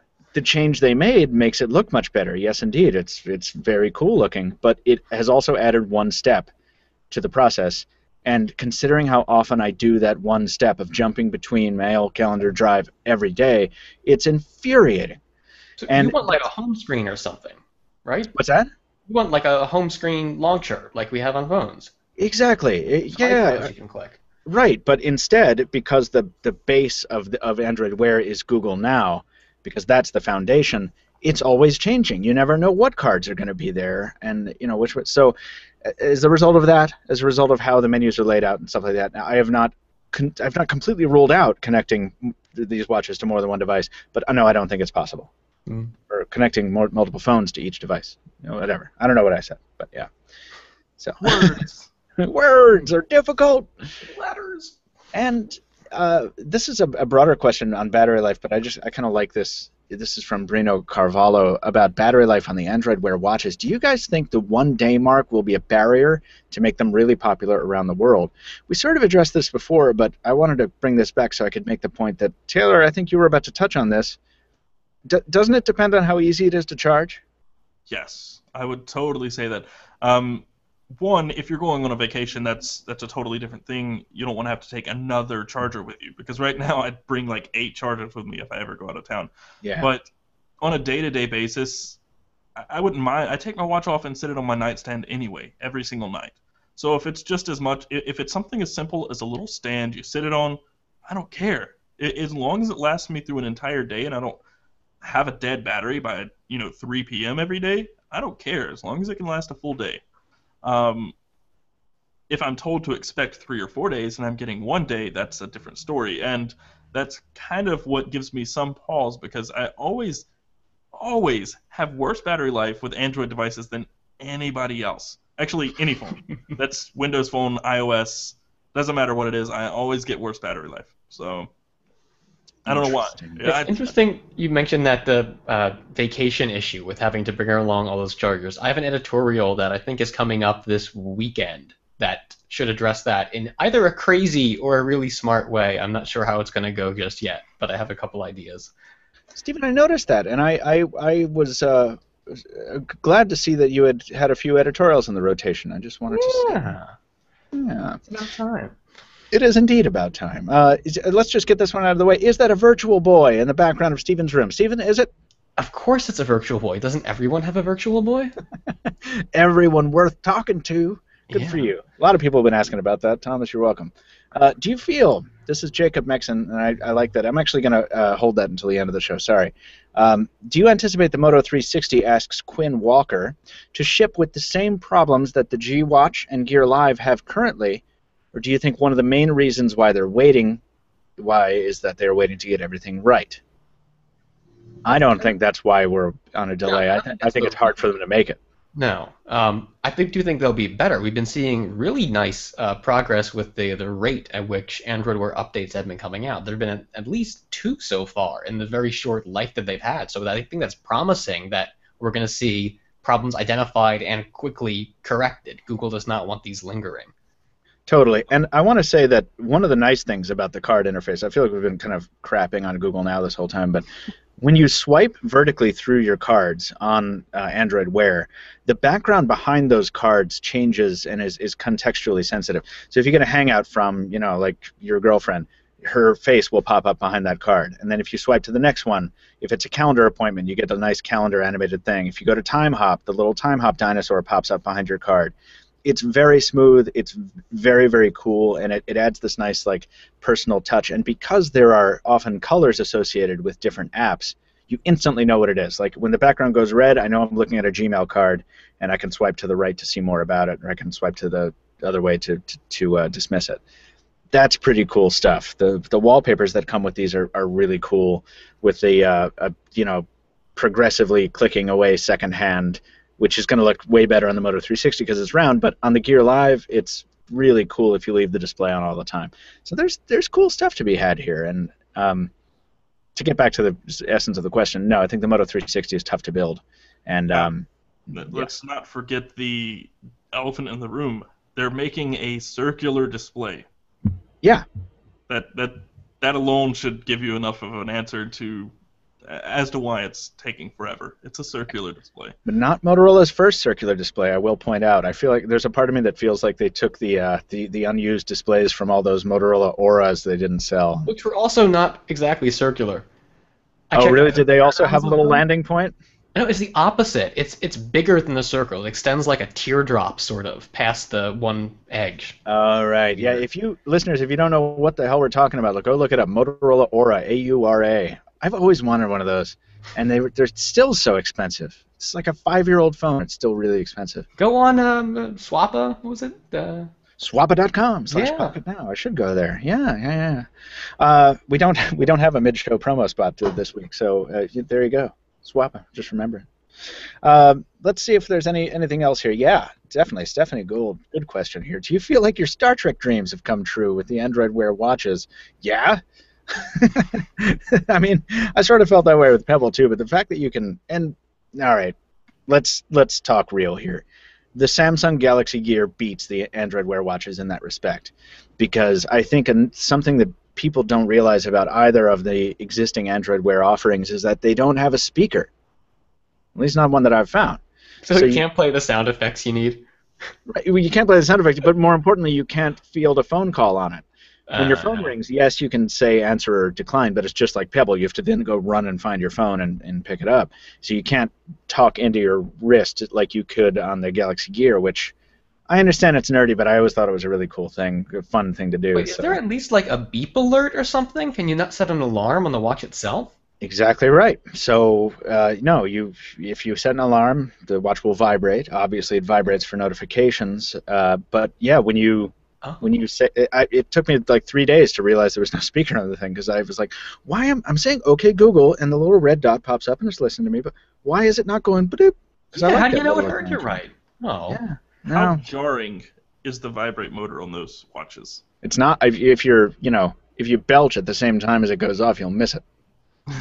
That's good, because Pebble Steel is like.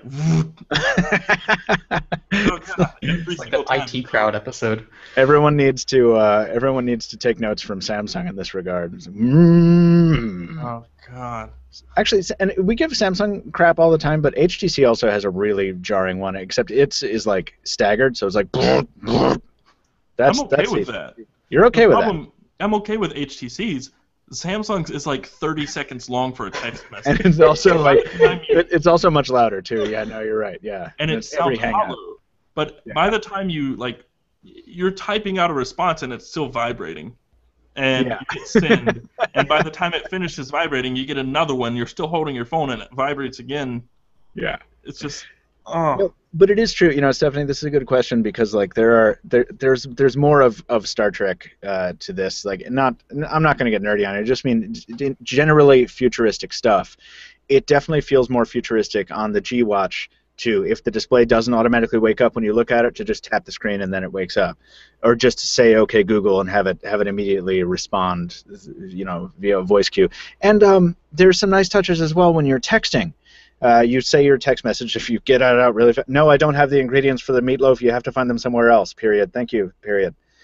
Like, it'll send it, and then it'll give you time to cancel it. You don't have to hit a button to send. It's automatically sending, and that's there are nice little bits of convenience here and there that make it feel like a product designed and built by very smart people, which of course they both are. You know what I'm looking forward to? Yeah. Since you just mentioned replying to a text message. Mm-hmm. Minuum on the Moto 360. Oh God, you're such a nerd. Dude, I use Minuum as my preferred keyboard. That I switched back to SwiftKey for a little while, and then I switched to the Google keyboard. I'm back on Minuum. I love it. I don't type normally anymore on a phone. Like I go to type on the Google keyboard, I can't. It just messed me up. I'm ruined. But by that token, I'm really excited to have that feature on a watch. Because you can respond with your own text. You don't have to. I'm glad we live in a world where you can have that, Taylor. I think that's going to be nice. I look forward to seeing you use that weirdo ruler keyboard on your wrist. Can I challenge you, Michael, to use that on your phone for a few days? Demo? You certainly can challenge me to do that. I feel no compunction, however, to take you up on the challenge. Lame. You know what we should do? We should do another voice input challenge. With Android Wear, yeah, that's a good call. Just using the voice input all the time for everything. Well, yeah, I'm just saying in general on our phones, like we did a while back. Well, I did it for another website, but but we did it at the same time, as I recall. We did it at the same time, but I think we should do that again and do kind of a collab piece on it. Collab. Oh, a collab piece. I'd like a collab piece on it. You should wear, I don't generally like to do duplicates, but it was too late. Stephanie says you should wear the Google Glass, Android Wear, and the holster. Yeah, I sort of felt like a real wearable champ the other day when I was out in town with the LG West holster with a phone. There was another phone in my pocket. Ring. Yeah, the RFID ring, the watch on one arm, the other watch on the other, and then I probably was wearing my Gunners for some dumb reason. But yeah. I was just making sure that we're clear on Wear stuff. Guys, there's a lot of Q&A. Thank you for this. Generally, we're a little light on Q&As for the gadget and hand section. I didn't think there'd be this much enthusiasm about the Android Wear products, but I'm glad that I was wrong. That's pretty awesome. This is a good point. Amog Datar, does the Android Wear have Bluetooth connectivity issues similar to that faced on Pebble? For instance, connection timeouts. Taylor, can you help me remember what connection timeouts he might be referring to? The exact reason the battery life has dropped from 7 to 10 days to 1 to 2. I see. That's the reason the battery life is so bad and why it's affecting smartphone battery life is because it's sitting there connecting, disconnecting, connecting, disconnecting, connecting, all the time. Wow, that's interesting. So I haven't seen that on my Pebble, probably because I'm using it a little less now. My connectivity issues with Pebble are always on the initial setup when I try to pair it to a new phone. That is not a smooth procedure. It is not, but since converting my M8 to a Google Play edition, I have not had those issues. So my battery life on Pebble is back to 7 or so days. Every time I pick up the M8, part of the joy I have of returning to it is sense. So I would never do that. But that's good to know for everyone else out there. Yeah, well, I did it because I can't pair my phone to my car stereo. Right, because it crashes. Oh, there's your problem. Yeah. So let me answer the question here. I have found that connectivity is not the strength of either of these devices, and that leads me to believe it's not a hardware issue, but a software one. When I get even halfway across the apartment or the office, I'll get disconnects. I think right now the G-Watch is not connected, despite the fact that the I don't know what this is connected to. Probably the one I made. It's on the other side of this wall. So yeah, and then when you get back in proximity of your phone, regardless of which one you're wearing, these things take their sweet time. They're like, oh, I'll check in a second. And then 2 minutes go by, and they'll like wake up and be like, "Is there a? Oh, there is a. Yeah, okay, I'm connected again." Oh, and then here are 200 notifications. Yeah. Does it do that? Because Pebble, if you ever have a disconnect on Pebble and then it reconnects a few hours later, you get every single notification that you missed all at once. And I don't know if these are smarter, to be honest, or if the vibration is just less intrusive. But it's not a parade of nonsense like it is when Pebble does that. Like sometimes it'll space it out too. Like sometimes when Pebble reconnects, it's all at once. It's just this sudden blast of notifications, and then you have this one flash 40. You missed 40 notifications. Sometimes that 40 notifications is spread out, so you get a burst of like 4, a burst of 2, a burst of 30, and then a burst of tin. It's just zzz, zzz, zzz, zzz, and it is awful. It is the worst thing ever. And the lesson here is stay close to your smartphone at all times. Yeah. I've got. We're going to close out the Q&A with this one because we have to move into our next segment. But this is a very cool question. I've never thought about this question. This is also from Quinn Walker. I guess it's the day of duplicates. Sorry, everyone. And I genuinely am sorry because we have hundreds of people who submitted questions, so thank you for all of them. Do you think Pebble would ever put out an Android Wear watch? This is from Quinn Walker. That's a really good question. They said they were not adverse to it. That's right. Yeah, they did. Yeah, was that Eric? Not averse and interested. Yeah, but the problem is if they do that, they alienate the thousands. It's 15,000 developers that are registered. So Do they though? Well, I was going to say that initially, but I had the same feeling about Samsung, and it has an Android Wear watch. But then again, we also have the complaints that the Galaxy Gear and Gear 2s didn't have that great developer interest to begin with, so maybe it's a different story than with Pebble. And it's Samsung who throws every single idea at every wall ever. So there's Maybe that. one will stick. Pebble is still a startup. Yeah, there's definitely a giant scale difference there. But if what would happen? I mean, it's a fun game to play, the what if game. What if Pebble? I don't see Pebble ever throwing out its own platform. No, that would be stupid.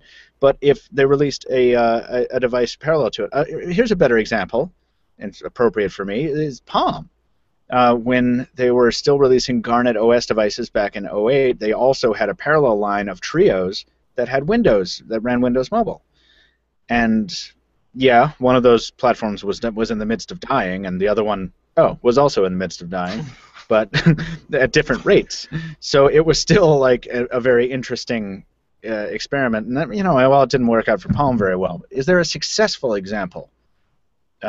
Maybe HTC with its current line of Windows phones and Android devices? Not really, because Samsung with Tizen and Android? Maybe, but that's a little young to say. Windows Phone in there somewhere. Yeah, I don't know. Yeah, I don't know. That's a fascinating question.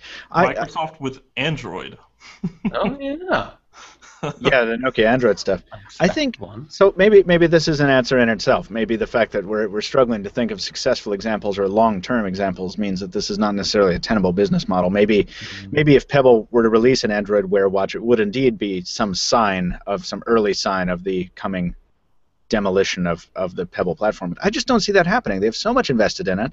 It works well, as we said before, and I think the next step for them really is going to be adding capability to that platform, not devoting resources to develop for this other platform that is, in many ways, still very nascent.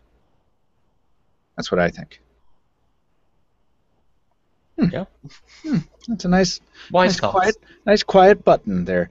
Everyone, thank you for your Q&As on that. That is the end of that particular segment called Gadgets in Hand, which I couldn't remember. My Lumia 2520 is back, so I know that the next thing we're dealing with is a segment we call, What Phone Should I Buy?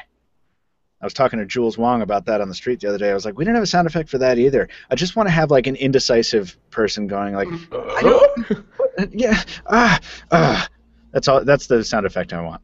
That's going to be misconstrued. Right. What if all three of us did it at the same time? Do you think it would be better or worse? Worse. Far worse.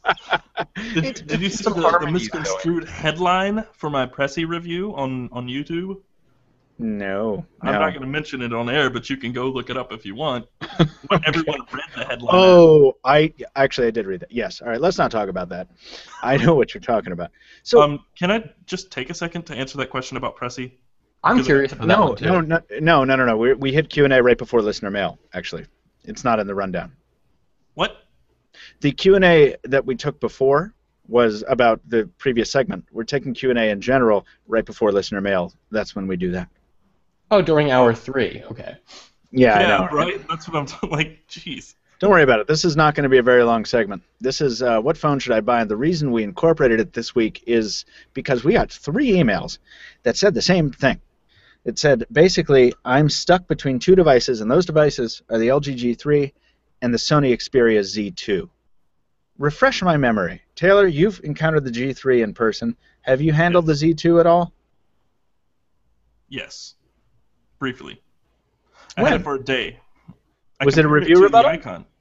No, I compared it to the Icon. All right, so you do have an experience. So yeah, this is coming Very, from very brief. Like, I took it out of the box, I compared it, I put it in the box, and I shipped it out.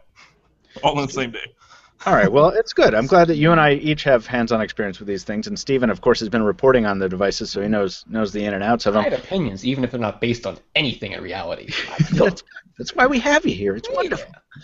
This is from Saeem Hassan, Simon Agi, and Mahaljo Durek, who all wrote in this week, all with the same thing. I want to buy an LG G3 or an Xperia Z2, but they're a little hard to find in the States. That's from Saeem. This one is from Mahaljo. Which phone should I get? I have 3 phones that I like, S5, LG G3, and Z2. A lot of added information there. And from Simon, question in the attached pictures. Yes. Yes. There wasn't any way to do that smoothly. Anyway, I can't download that attachment. Yes, I can. There it is. Guys, I know you don't like the phone versus phone questions. Sure we do. For this segment we do. Will you compare the G3 versus Sony Z2? If not, what would be your choice and why? So I think that is a good lens to deal with this quickly and efficiently. What would be our own personal choices for this?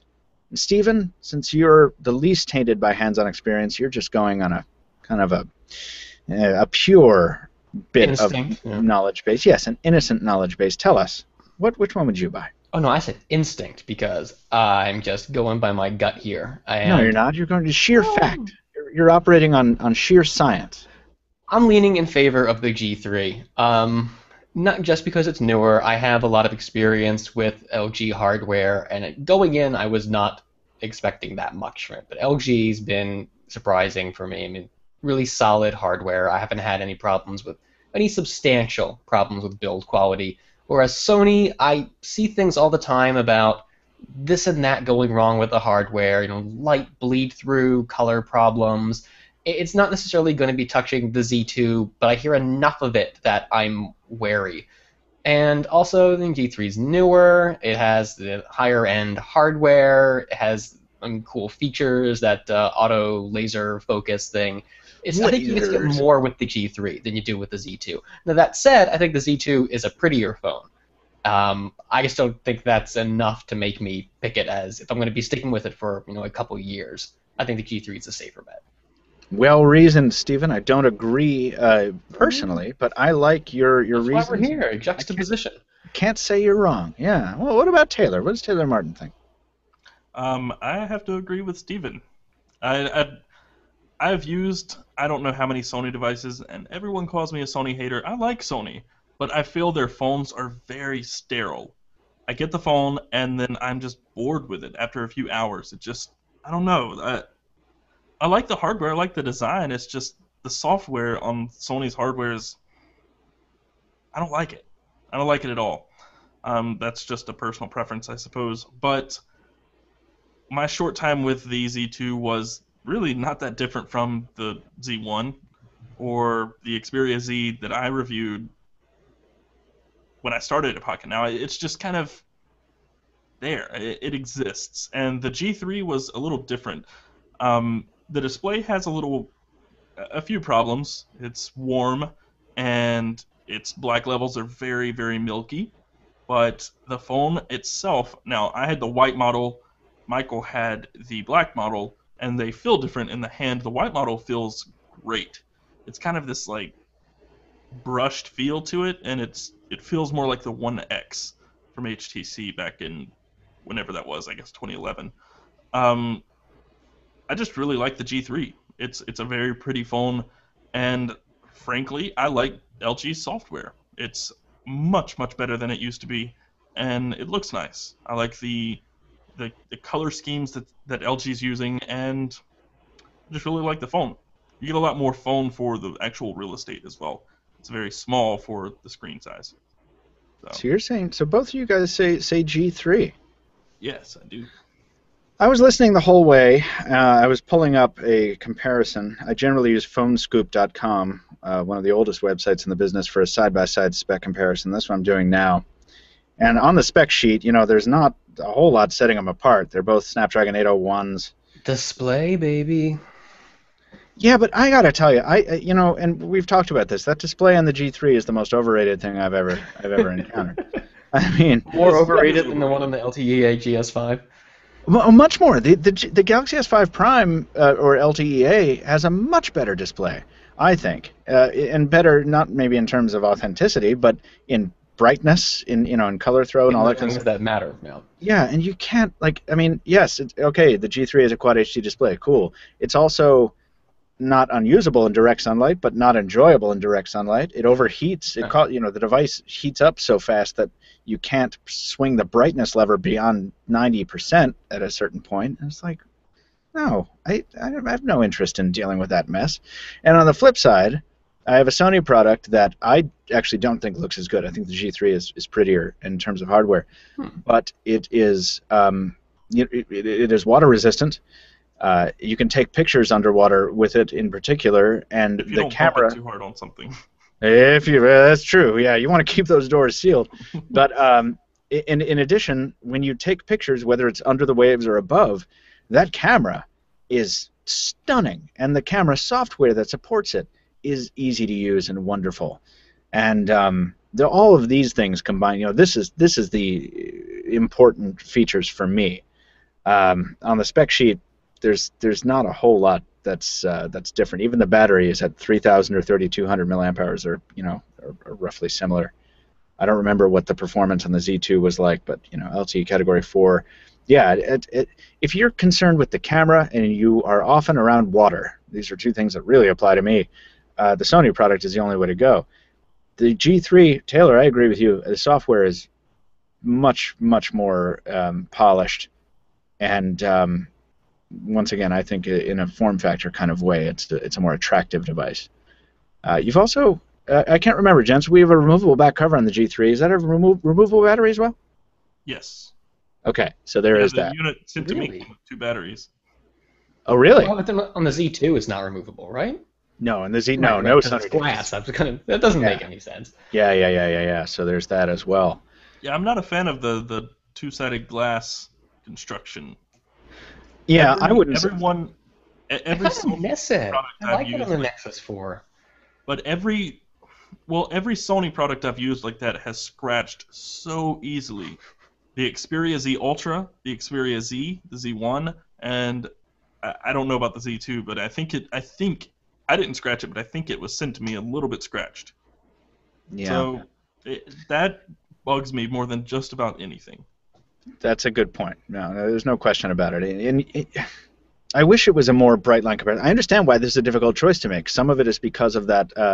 We should mention also that the G3's camera is not crap. It has OIS, which is nice, but Sony's digital stabilization is so good that kind of evens it out. And the fact that it's got a lot more resolution to work with means that you can have a little bit more fun with it. I feel like I should clarify after you went into that whole camera spiel. Probably one of the reasons that I would prefer the G3, or one of the reasons I wouldn't prefer the Z2, is I have just given up on camera quality. My expectations are so low at this point that, 5 megapixel, I can live with it. But yeah, if you are interested, then by all means, that 20.7 shooter is going to make a big difference. Absolutely. 20.7 shooter with a hardware shutter key that works pretty well. Can't put too much emphasis on that. But it is a tough choice. And I think get a G3 and a Prezi.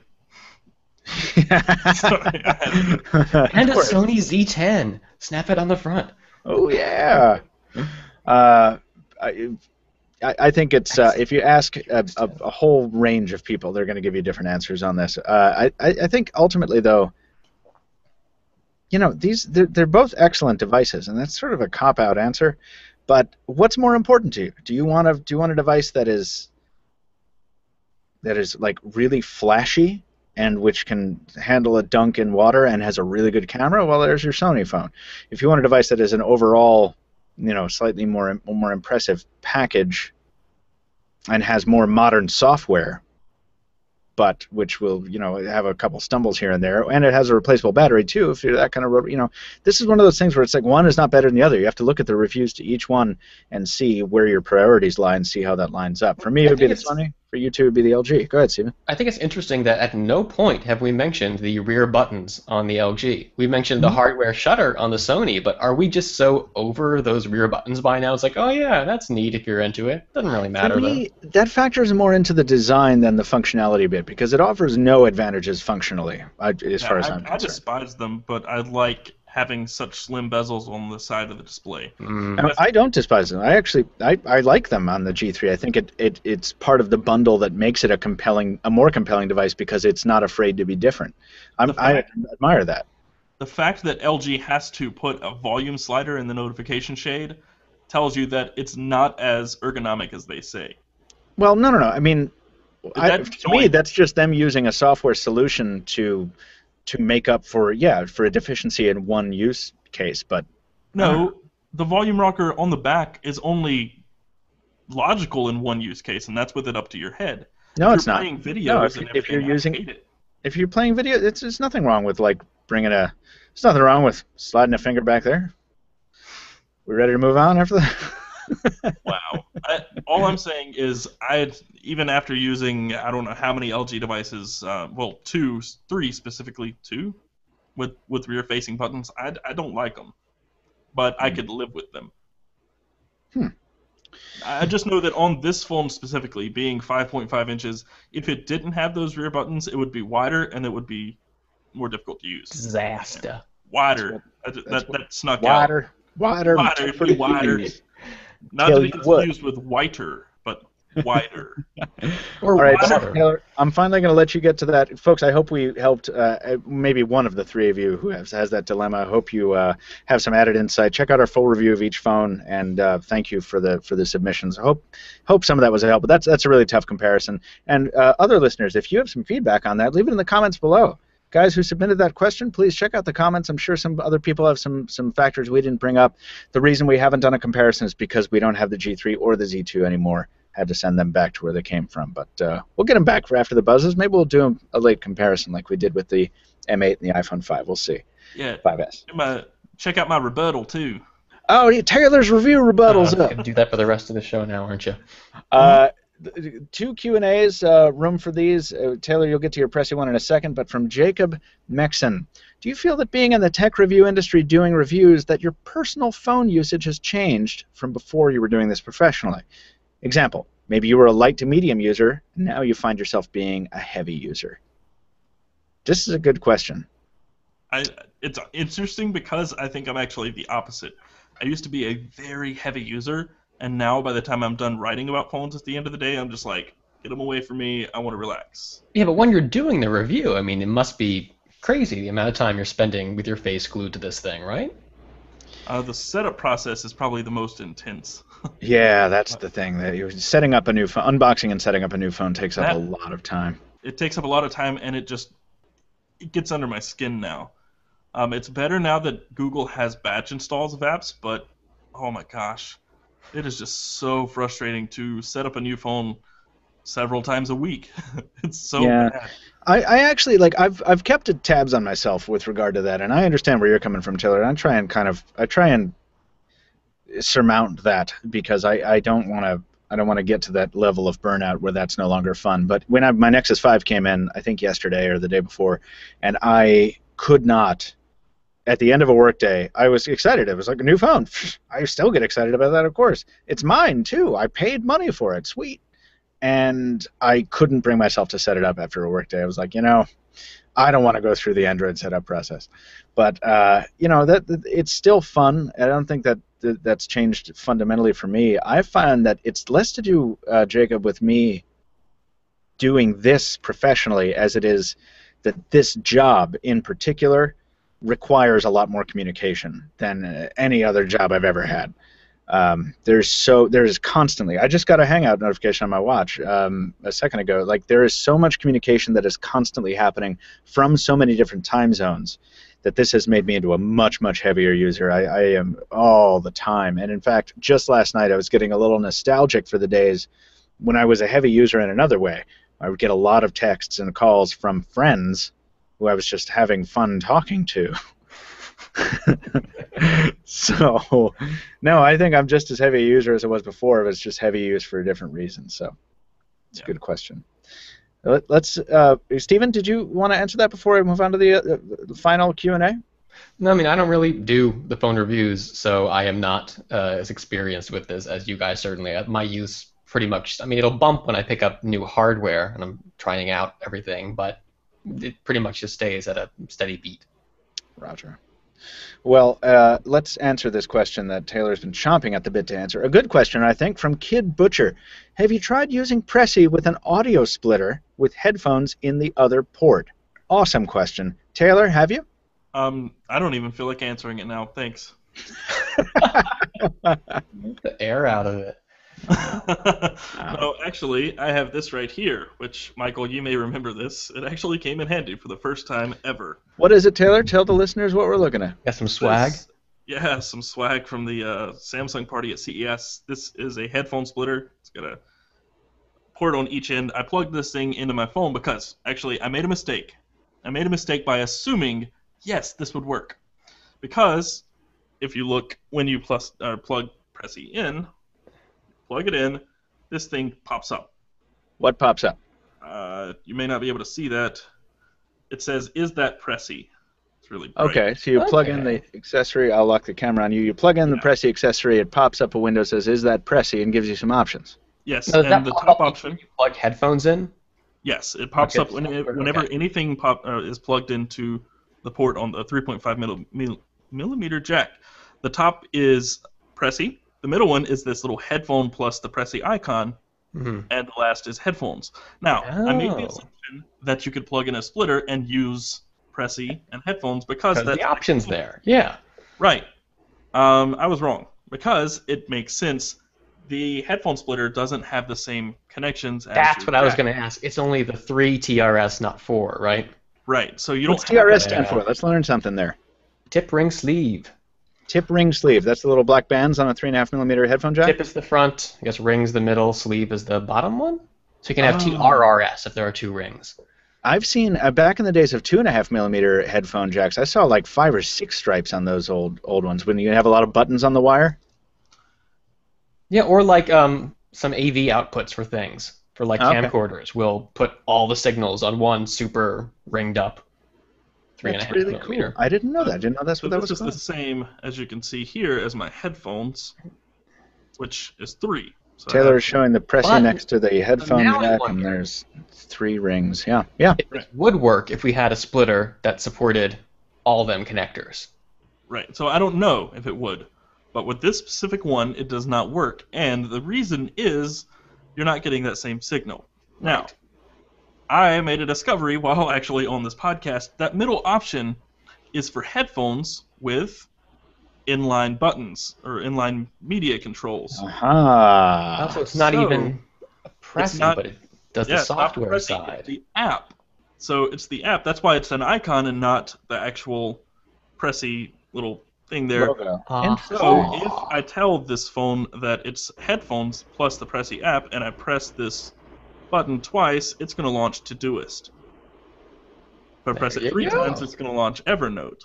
So when I have my headphones plugged in, I can still use the shortcuts using the media controls. So, no, it doesn't work with at least this headphone splitter, but you do get the same functionality out of a pair of headphones with a media control button.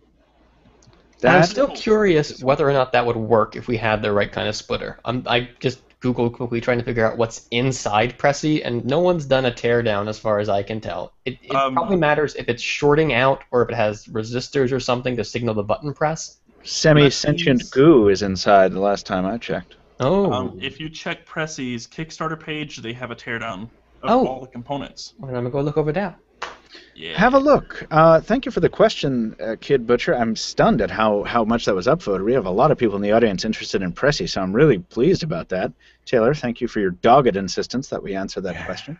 Let's jump into the folks who've been waiting, in some cases, days for us to get to their mail, and then we'll get out of here. It's a resistor. It's a resistor. It's a resistor. Let's jump into listener mail. Sound the bong bong. Someone, God, get us out of here. Bong bong.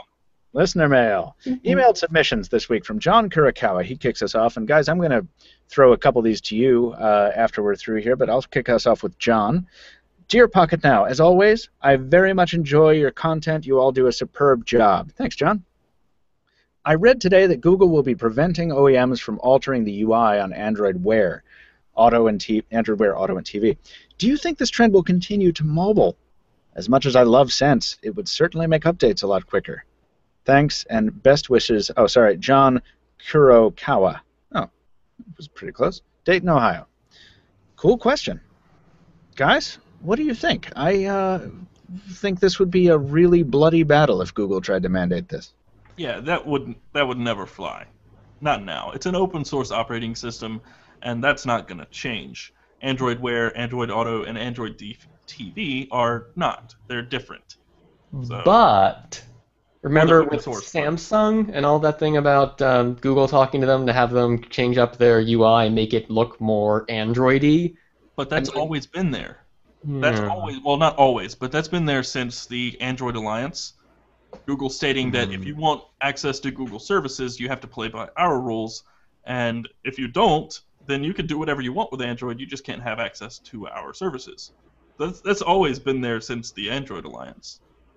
So maybe we'll get similar, well, depending on how hard they play that card in the future. I could see Google pushing more control through things like that, while not, outlawing skins altogether, but trying to encourage more of a cohesive Android experience on phones. Yeah, I mean, basically the big problem with Samsung was the magazine UX and its own app store and content stores and all that. It wasn't necessarily the appearance, but the actual diversion from Android and how it works with the magazine appearance or more tiled modern UI-like appearance. That's what I think, I guess. I suppose that I tend to think, and I think Rithvik said something about this to me recently, I tend to think that that would result in a very boring landscape, and I know I'm not alone in that. Stock Android is lovely and whatever, but one example of how this could be an increase of dullness is the fact that newer versions of Android are more devoid of color. Yes, they're adding texture, but they're also removing color at certain points, and it's becoming. Well, they're changing how they use color, I think, because color is still important in Android L, but it's just you get one color, it's pared down, it's. So, all right, an earlier example is how they removed the blue accent in the notification shade. This is super nerd from Jelly Bean to Kit Kat, I think it was, and that sort of had and they streamlined the color on the notification, the tiny icons, and so. White. Yeah, which, fine.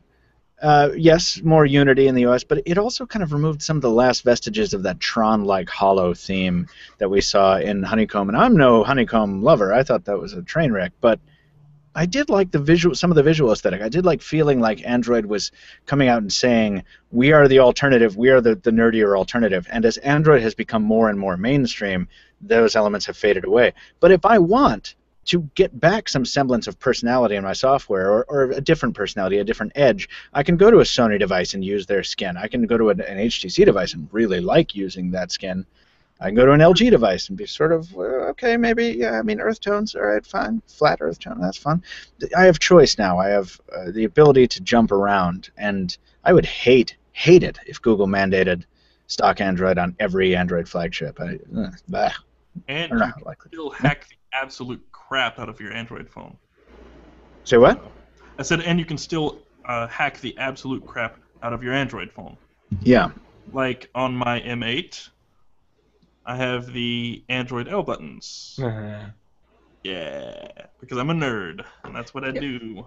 I wonder if we're kind of overstating the sort of choice there is for Android because of the way that we're plugged into so many different devices. We very much are going from one skin to another at a whim, but for most users out there, they're only going to really be exposed to this sort of variety once every couple years, and then they're locked in, and it's the same thing day after day for them. So even if that choice exists, I think the experience for a lot of people is that it's not there. That whatever you get, you're just in for. I mean, even with the options out there, it just doesn't affect your day-to-day usage. I don't know. But people still possess the desire to customize, though. I had a friend who just recently bought a phone. She ended up choosing a 1M8, and she loves it. But the very first thing she asked me is, guess. Anybody?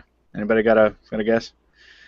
How do I turn off Sense? How do I root it? She didn't ask how to root it, did she? No. That would have been cool, but no. No one likes blink. There you go, Steven. Yeah. He was like, how do I turn off blink feed? And I was like, oh, that's a little disappointing. You don't like blink feed? Like, I like blink feed. And she's like, I already have enough of that social feeds. I don't need them anymore. I'm like, oh, okay, well, here's how you turn it off. But it was surprising to me that, like, yes, people will take what they get out of the box. I'm like, okay, I understand this is the software I have to deal with.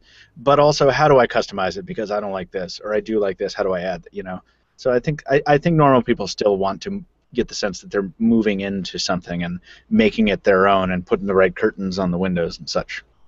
Personally, I think stock Android should come with Gravity Box, which is, if either one of you know, it's part of the exposed framework. So it's a module for the exposed framework where you can tweak anything and everything on the fly. So if you like those blue status bar icons, you can get them back. I do, but I don't want to toggle. No. I'm saying like that should be a feature like deep down in the settings, like maybe in the developer settings of Android, where it's not there for everyone unless you know to get into your developer settings by tapping the build number 7 times. Like something. I'm okay with that, but I'm also afraid of that because I don't want it to be Windows Mobile all over again when you can tweak anything and everything and like. What's wrong with that though? What's wrong with it is you end up with a situation like MySpace where it's like every time you pick up an Android device in this weird dystopian world, you're like, oh, wow, this had a 90% chance of being ugly, and look at you managed to have an animated GIF as your wallpaper. Well, there's a difference between having the options available and having phones pre-configured in all these weird, wild ways. I mean, I would like to see if they came with this clean slate, but still allowed you to easily tweak things to your desire. And if there could be a settings, you could save this and move from phone to phone and keep the same layout. Oh my God, yes. You're talking about the same utopia where there's a setting to turn off every skin. There's a little toggle switch. You can go back to stock. Yeah, I want to live there too. I mean, don't get me wrong. I'm just saying, hey, let's stop doing so many drugs. That's what I'm saying. Steven, you want to read the next email, or are you set up to do that? Yeah. Well, which one should we go to here? Let's go to Malta Angular. Malta Angular. I see the names of these forwards. Problem for a second, guys. You got a little problem, Taylor? Notification that my startup disk is full. Oh, that's really not good. Save that file. Is that where you're recording your audio to? Yeah, my computer is. Did you save the file, Taylor? Well, it's still recording. Save it right now so you don't lose it. Well, I'm just going into Final Cut and deleting a whole project. All right, that'll do it. Steven, in the meantime, why don't you... I'm not seeing the one you were... It doesn't matter. You can read any of them. Oh, is this the one that Joe responded to? No, I was going to... yes, it is. And actually, I'm sorry. That's why. Read that one if you want. Yeah. So Malta writes, Hi, Pocketnow. Still love listening to the Pocketnow podcast. I especially like that Steven is getting a fairly regular face. Thank you. Boom. Keep going with the good work. So the question... At the moment, we see mainly 2 families of CPUs from Samsung. The 800 family is the flagship, and the 400 drives most of mid-rangers, like Moto G, HTC One, and even them smartwatches like Michael's got. So I wonder, what happened to the Snapdragon 600? It's faster than the 400 and old enough to be reused as a cheap mid-range chip, so why is no one using it? And we keep seeing these 400 devices instead. Very good question. Can I read Joe's response? Yeah, go for it. So this is Joe Levi. He couldn't be with us on the show, but his response is thusly. The Snapdragon 800 family is capable of speeds up to 2.3 gigahertz. The 400 isn't too much slower, with speeds up to 1.7. Graphics are powered by an Adreno 330 GPU in the 800 and a 305 in the 400. While the specs difference here may seem like a lot, it's still no slouch when it comes to graphics performance.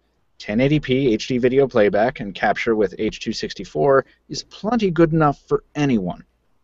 While I'd love to comment on price differences for OEMs, that information isn't readily available, but I'm sure it factors into conversations about what they put on the bill of materials. In the end, the Snapdragon 400 is an amazing little SoC.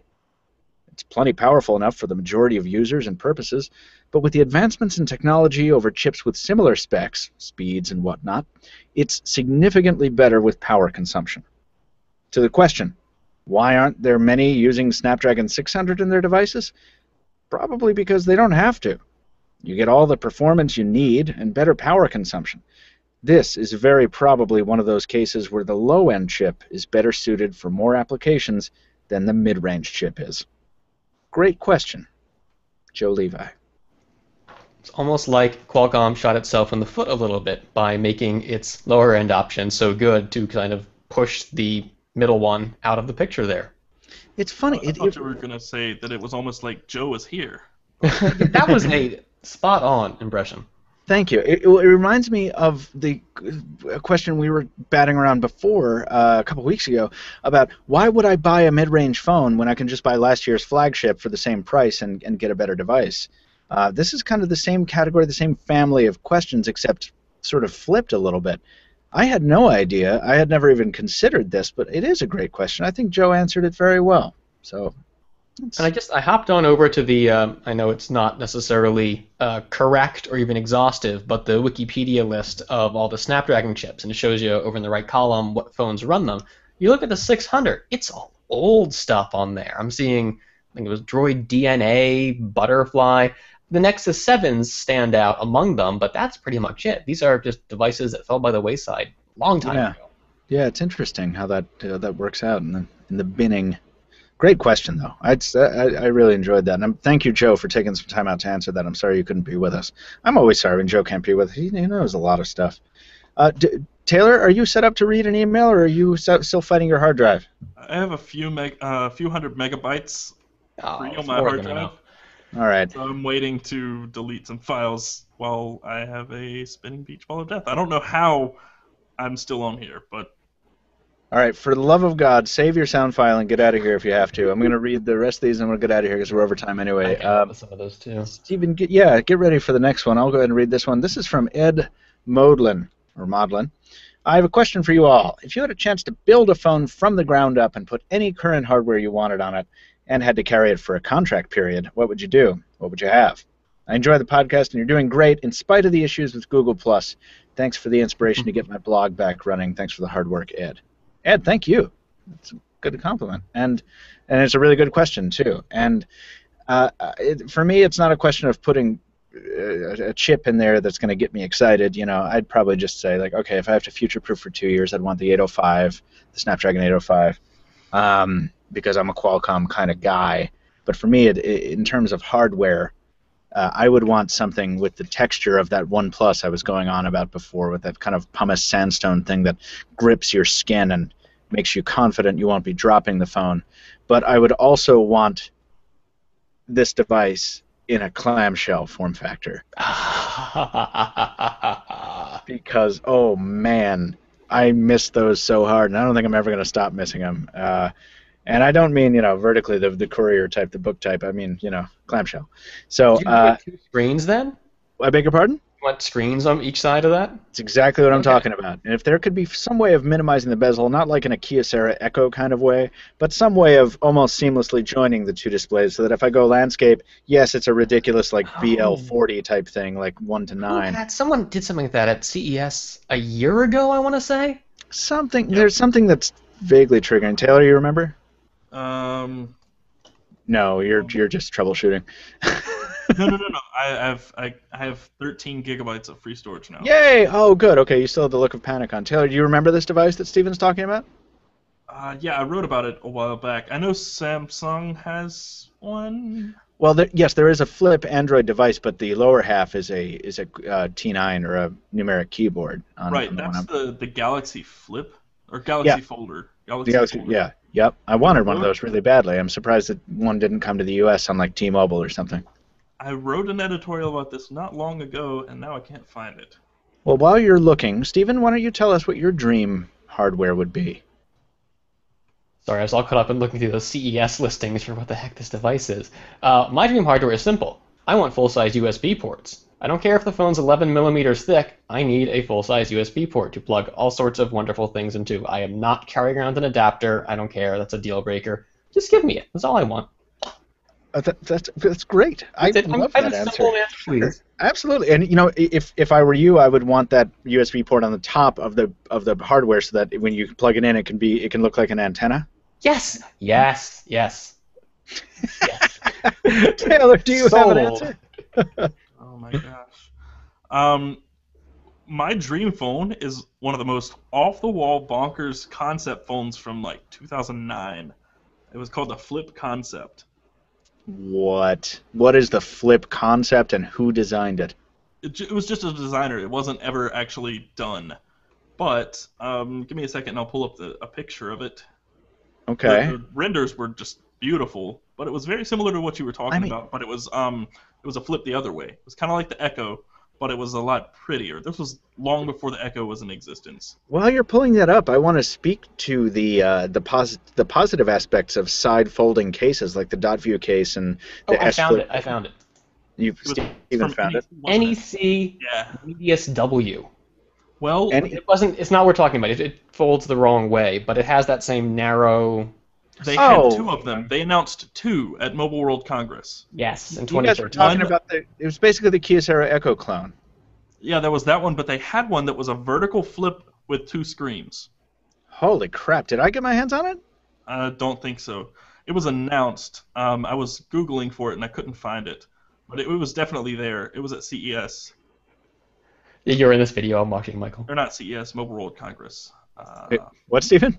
You were in the video that I was watching for the NEC Medius. Oh, really? Oh, I'm in two places at once. I think we got to move on, gents, just for no other reason than my bladder has to. Okay, give me 2 seconds. Escape. Taylor has 2 seconds while we prep the email from Dominic London. I guarantee you're going to want to talk about this for just a second, though. All right, keep finding it. Stephen, do you know what mail I'm talking about? Yeah. There it is. Dominic writes, hello, Pocketnow team. Hold on, Stephen. Taylor's right. Taylor's just put an image up, listeners, on the screen that resembles a book. Now, this is a reference. It resembles an open magazine with a slight curve, if you can imagine that, on each side, and a gutter in between them. And, this is one of those things that'll never get built. And no, never. Fascinating. But this is only part of it. Hold on one more second. That's all I got. I know. Your bladder can wait. It can't. You can't. I've left live theater shows with worse feelings than this, better feelings than this. This right here. It was a triple folding phone. It had... Steven's reaction to that was visceral. Yeah, so not only is it a magazine when it's open, but yeah, there's a third panel, listeners, that folds out from somewhere and makes it into like a triangular pipe. Yeah. That it presumably has 3 displays and a physical keyboard, a physical landscape QWERTY Oh, keyboard. now I like it though. I changed my mind. It's not that I didn't want to go on an acid trip, Taylor, but I wish you'd told me I was waiting for some bullshit. I told you it was a concept phone that was never made. No, I know you did. It's a good question. I'm glad to know you would carry some nonsense. I would carry something from '04, and Steven just wants a USB drive. We're all a bunch of weirdos. Read Dominic's email, Steven. Hello, Pocketnow team. I'm sure you're all tired by Google I/O at this point. It was weeks ago. But I've got a pressing question regarding the new Android One program. Are you aware Windows Phone has found most of its success at the lower price points? I think that's come up once or twice. Do you guys think that Android One could threaten Windows Phone's presence in these emerging markets? Thanks for reading and replying. Dominic, P.S. Love the podcast and hope the new format gets better. So do we. What? The new format? There's nothing wrong with the new format. We're doing great. Come on, you always want things to get better, though, right? That's right. Sound effects we have now? My number one wish is for the podcast to get to a point where it's less than 2 hours long. But I think, Stephen, that you are best suited to answer this question. I think your answer will be in line with mine.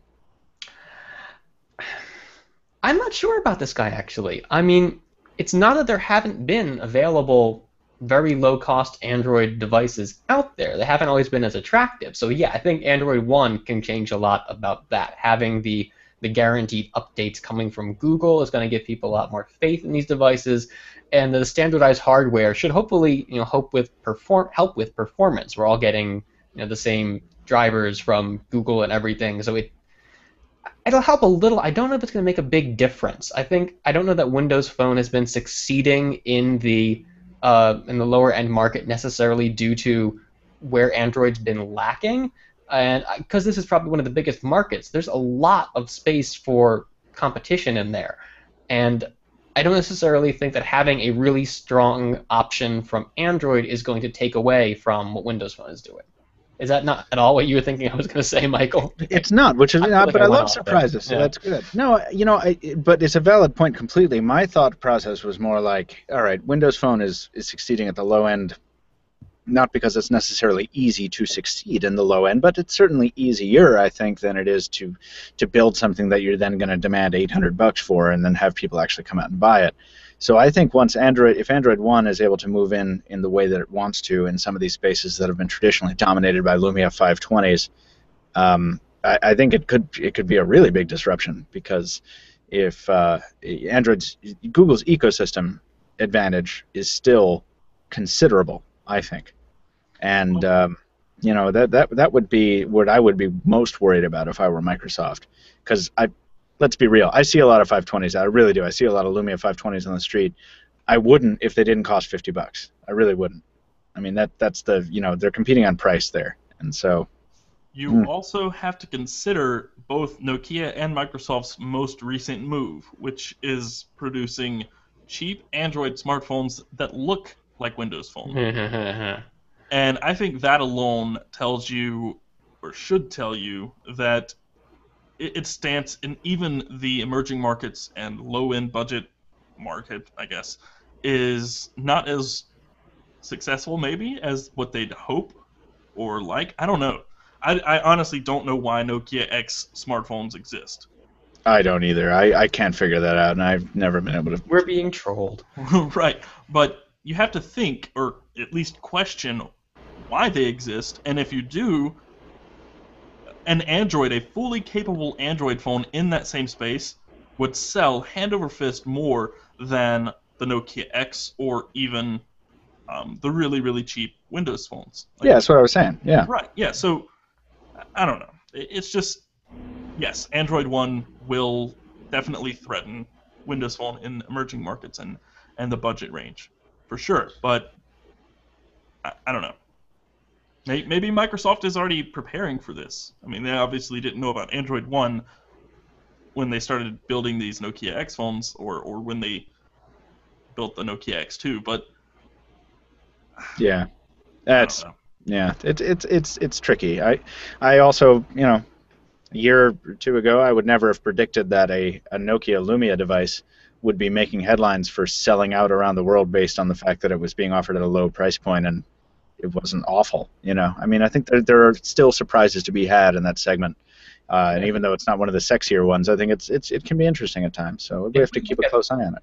If we look at the latest Windows Phone breakdown on where users have these devices, the U.S. is still number 1, but number 2 and number 3 by a large margin are India and Brazil, and these are markets just begging for more low-priced phones. So I don't know. There's a lot to expansion possibilities available there. I mean, if you look at the rest of them, China is number 4 here for Windows Phone. So it's hitting the right markets to be selling devices like these. Yeah, and it's doing it well too. I don't mean to suggest that it's only set off is that it's cheap. I mean, it's importantly it's cheap, and it's good for being cheap. Like, there's a lot of compromises in the design, but the day-to-day software experience in Lumia 520 is actually pretty good for what it is. So. This final piece of mail it requires no response from us. There's a PSA for all you tech fans out there, including my friends on the air. This is a little different from most of your emails, writes Stephen Colbert, but I just watched the most amazing unintentional comedy ever. The movie Paranoia, which is about a tech genius who is hired by a top smartphone manufacturer to steal trade secrets from a major competitor. It's intended to be a high-stakes thriller, but I'm sure anyone that follows tech or knows anything about real life in general will laugh their face off at Hollywood's version of the smartphone industry. Anyway, love the site. Thought you guys would appreciate this gem of Hollywood ignorance. Thanks, Stephen. Just pulled this guy up. 5% on Rotten Tomatoes. Yes. Can we have a viewing party this weekend, guys? Can we get together and just like on an open hangout and watch Paranoia? Would that be fun? Oh gosh, I think where it would is be. this movie? I don't know. Look it up. I really do have to jet, but that is awesome, Stephen. Thank you. That reminds me quickly. I intend to watch that real hard. Antitrust a decade back. Antitrust was a great time. Oh, what a fun movie! I feel like that's exactly what we're talking about here. Is this Antitrust 2? Yeah, find Antitrust. If you want to know what a cool, like what a horribly inaccurate and hilariously bad movie, but it wasn't bad. I thought it was actually pretty good. I don't know. My tastes have changed. I really want to rewatch Antitrust. We miss you. We do miss you. And Claire, who did you say? Ryan Felipe or Claire Forlani? Huh? Rachel Lee Cook. Oh, I don't care about her, but if Claire Forlani wanted to come back to movies, I would appreciate that.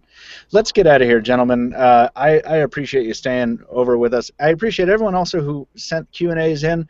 I'm sorry we didn't get to all of them, but to everyone who wrote in either in listener mail or Q&A, we really do appreciate it.